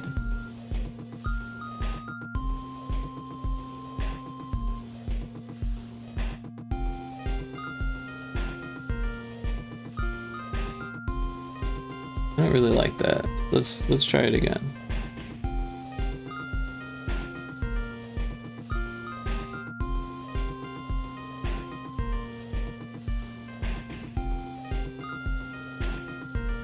That's not bad. And then the face can be mostly symmetrical also. We can change the roots later.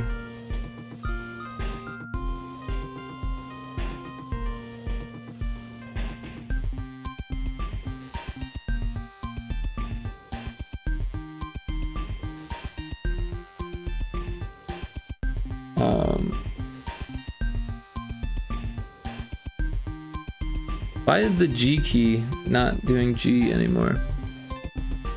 Oops.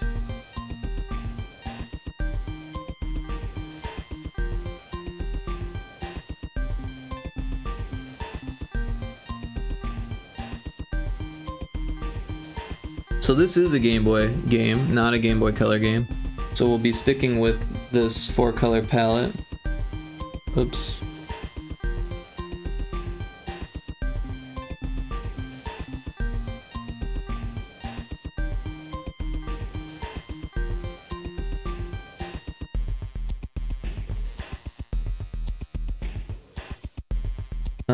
And we don't have the tile limitations for this because we are using the logo setting in GB Studio. And since we aren't using colors, we don't have to worry about the palette limitations of Game Boy Colors. It's not a Game Boy Color game. So we can kind of go for broke on detail, which is a nice change of pace.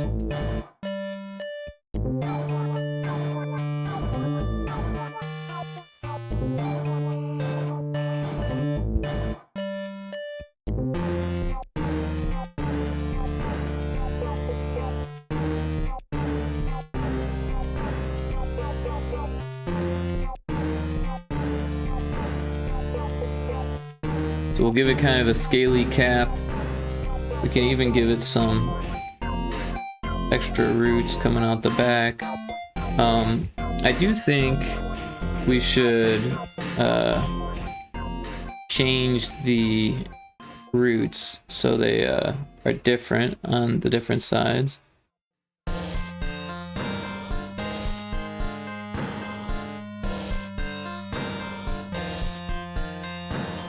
Give it kind of like an octopus vibe. Same for these.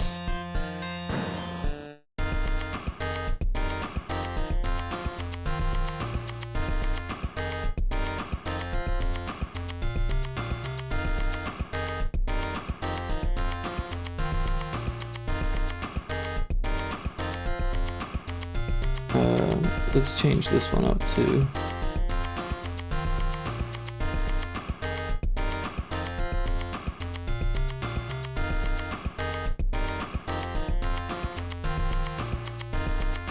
And the ones in the back we can keep the same.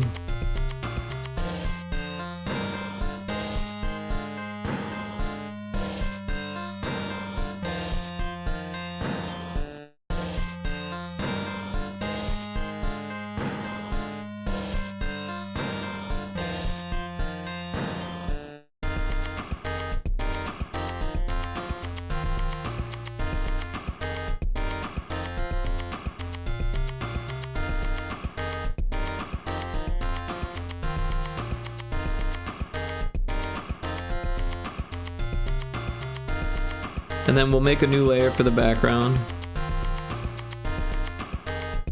And also we should kind of fix some of these scales, because the symmetry made them like double up in weird ways.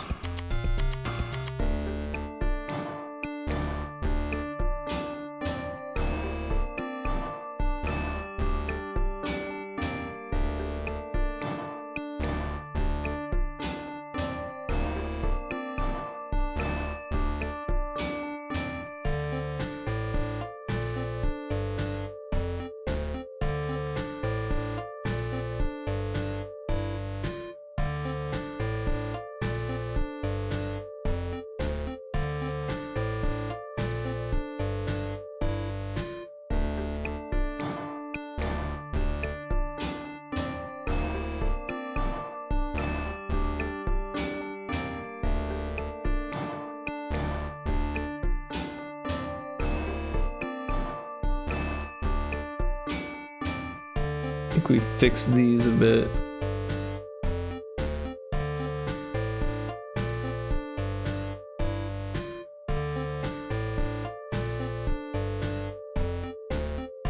Yeah, I liked it better when it came all the way out to there.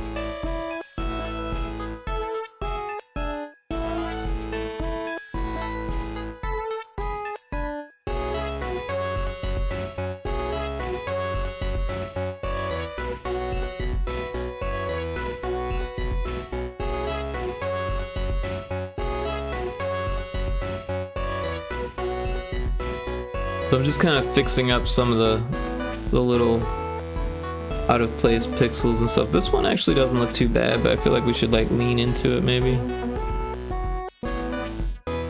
Maybe do the same thing on the other side.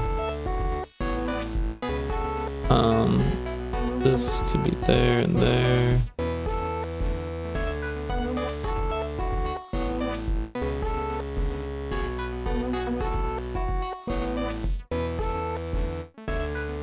Alright, let's get back to the background. So, we should probably start with, well, let's start with this color, because we've got a black outline on it. But then we can do some gradations with dithering, and maybe something like this.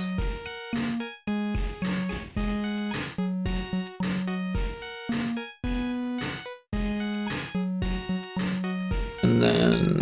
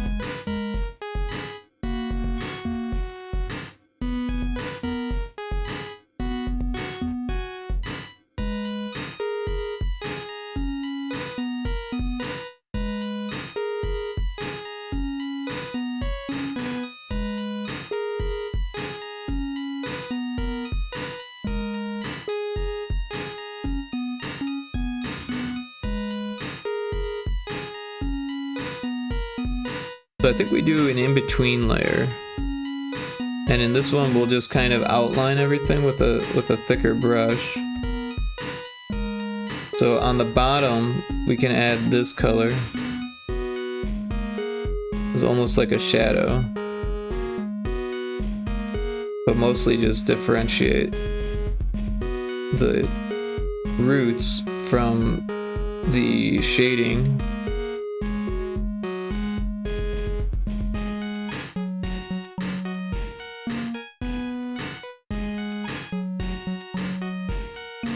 That way your eye can quickly discern what it is you're looking at.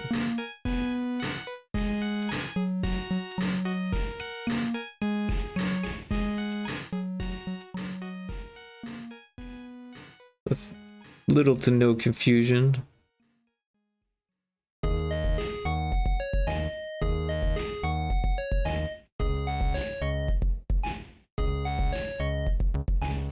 And then for the back ones, we'll do it with black.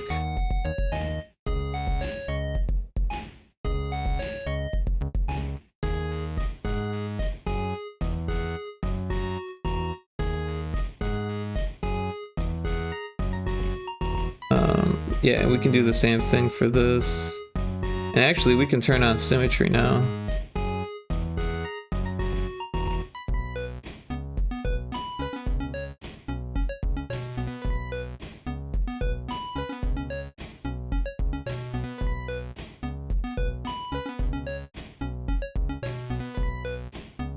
And that provides a cool effect. I think we can get away with doing a little bit of a gradation of just this one. So we'll do that.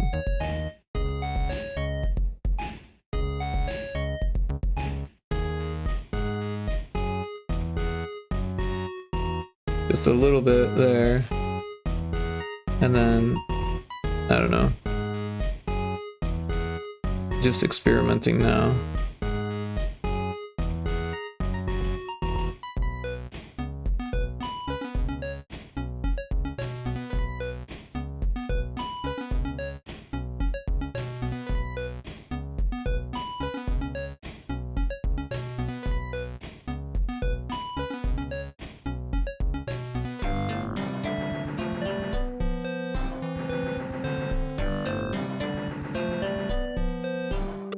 I'm just kind of giving the mushroom texture. Excuse me. Kind of giving the mushroom texture, and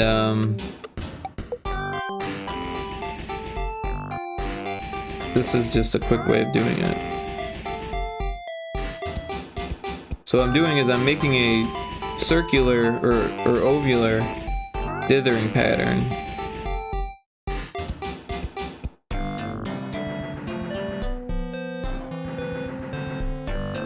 And inadvertently drawing W's, but what are you gonna do?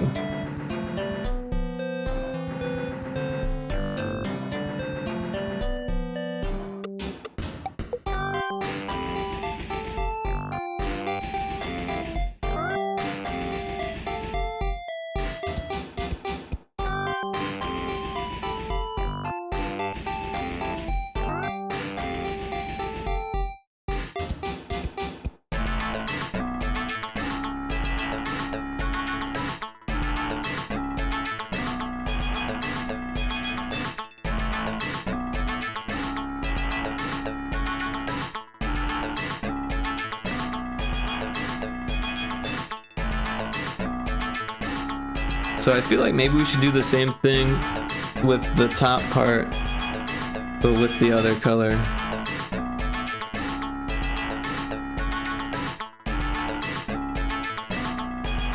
So we'll just make a new layer and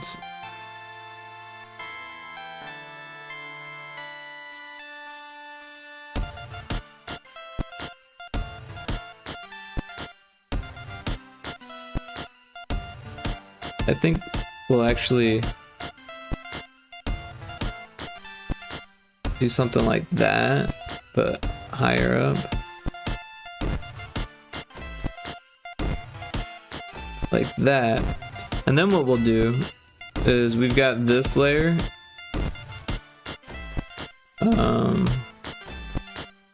So we'll use the W cool. Made some tea, what did I miss? Whoa, new jump scare. Yeah, we're working on a mushroom guy. So we can oh, I hit the wrong button. So yeah, this layer, no, which layer? We can get all the black from this layer. No, this layer.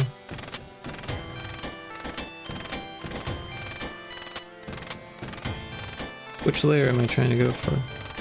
This layer. So we'll get all the black from there. And from here. And from here. And then we'll delete that all from here. And then alright, so we'll manually erase all of this because that's gonna be easier.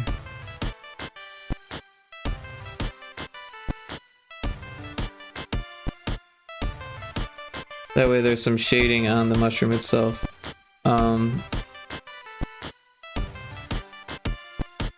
I think that works.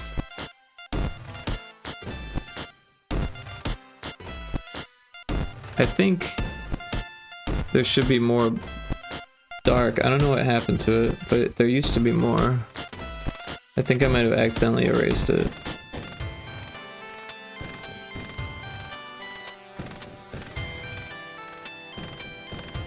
But how's the tea? What type of tea did you make? I'm a big fan of tea myself.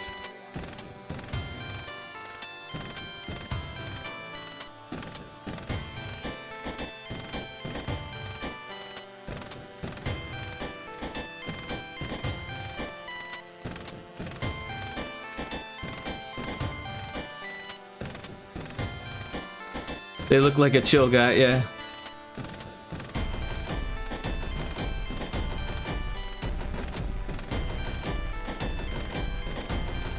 Not exactly tea, but I did make matcha latte. Cool, cool. I've never actually had matcha. I've heard about it, I know what it is, but I've never had it.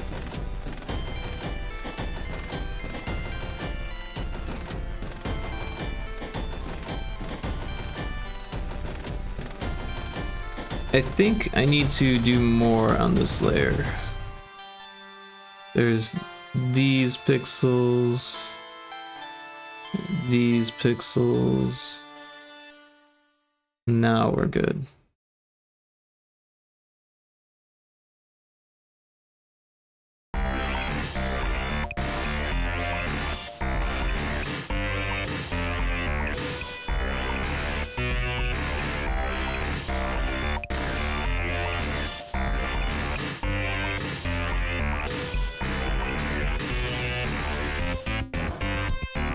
I wonder if these outlines should be a different color.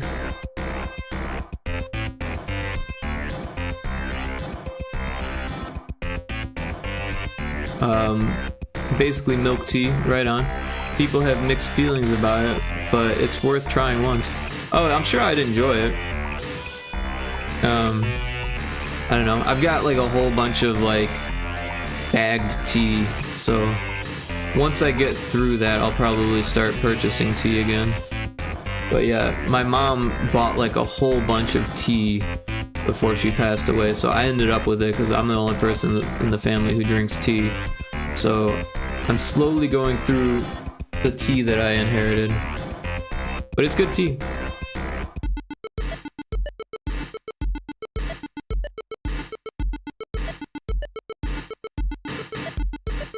Alright, so I think we're good on our mushroom man.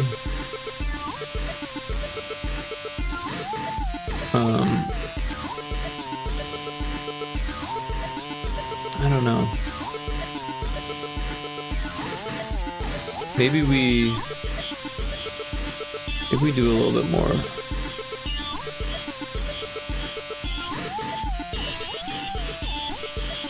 feel like the scales are getting lost. So maybe we just manually clean things up a bit.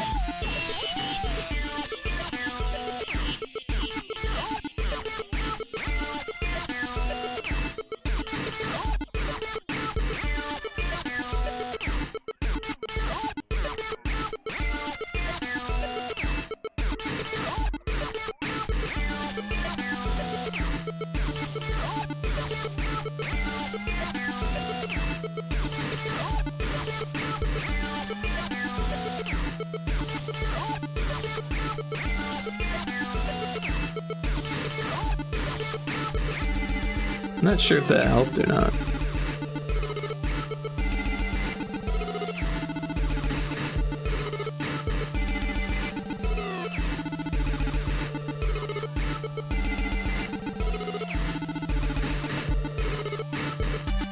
What if we went the other way with it? Oops.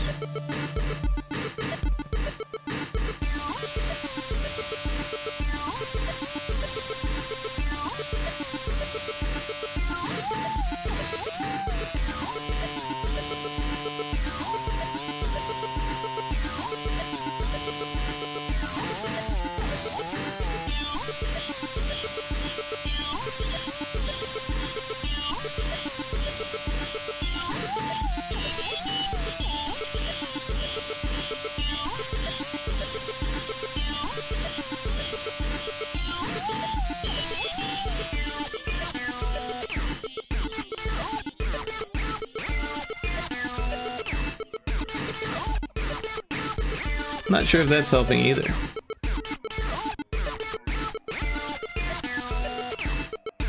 Maybe it's just fine how it is. We'll just save it.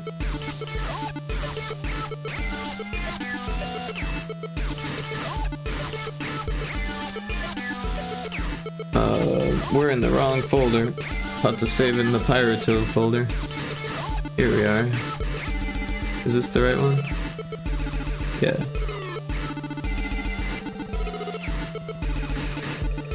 Jump scare 5.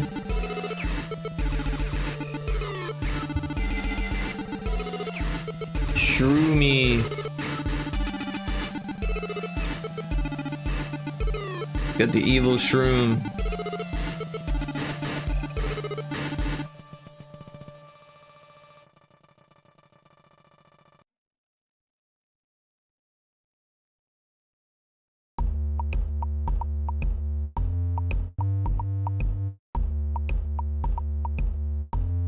Well, I'm debating now whether I should try to do another or if we should get ready to raid. Let's see. There are still a lot of people on.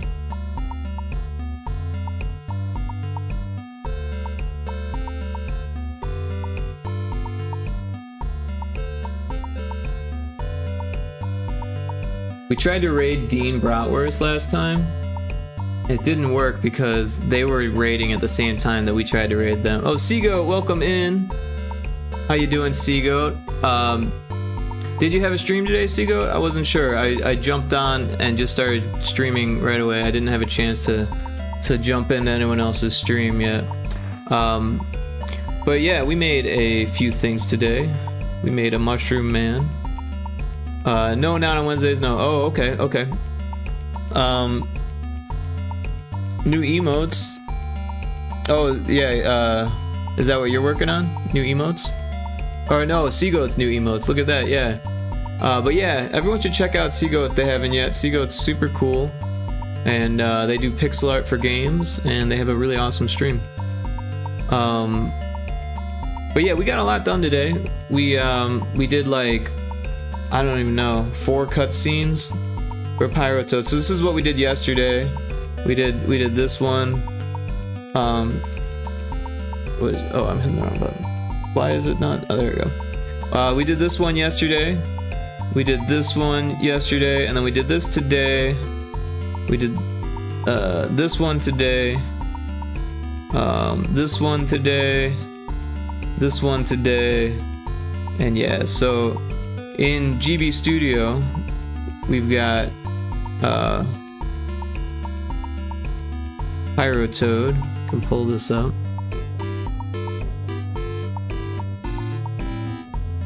So we've got cutscene 1, and if we turn off, oh wait, I guess there's no way to not see that little pink thing. But yeah, we've got, that just indicates that it's an actor, that it's like a sprite. We've got that one, we've got this one, we've got this one, we've got this one, and this one. So we've got cutscenes for the different level types.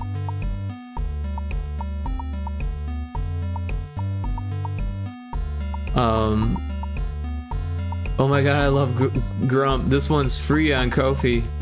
Or Ko-fi. Ko-fi? I'll follow you on Ko-fi. Oh, cool, cool. I need to do the woman yelling to go with this one. That one's, yeah. For sure. Well, nice work on those. I'm actually debating raiding out. I think we're gonna try to raid Dean Bratwurst, because we tried to raid Dean last night and he raided out at the same time that we were raiding in, and it didn't work out. We raided him, but he had already raided out, so no one was there, and it was kind of a weird thing. Like, we both raided at the exact same time, so I raided him and he raided someone else. Inconceivable! Inconceivable! But yeah, these things happen, so I don't need to save that. And then this one, we made a new jump scare, but I didn't import it yet, so that's okay. It's not a big deal. But yeah, let's raid Dean Bratwurst. Okay, good night. Thank you for dropping in. I appreciate that, and I hope you have a great night too. I'm going to rest my eyes a bit and maybe watch a movie or play some games or something. But yeah, thanks everyone. Let's get a raid message going. No, thanks for the stream. I appreciate that, Taco Crave. Thanks for dropping in, and I can't wait for your next stream. And hopefully, I get to be a part of that and watch or maybe raid you or whatever happens, you know. So yeah, copy your raid message. If you're subbed, you get the top one. If you're not subbed, you get the bottom. And we're gonna raid Dean Bratwurst. Pretty cool streamer. They do retro games. They're playing an indie game now at Balatro. Kind of a mainstream indie game, but that's cool.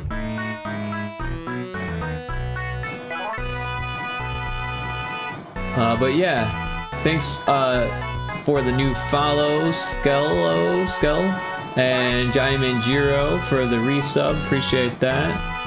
And yeah, everyone have a wonderful day. We're gonna raid Dean Bratwurst, and hopefully it works this time. But yeah, make sure you got your raid message. Say hi to Dean. They're a super cool person. They've raided me before. They're friends with Lumbee. They mod Lumbee's stream. So we both mod Lumbee's stream. So they're cool. So be friendly, be kind, and if you got time, say hi over on Dean Bratwurst's channel.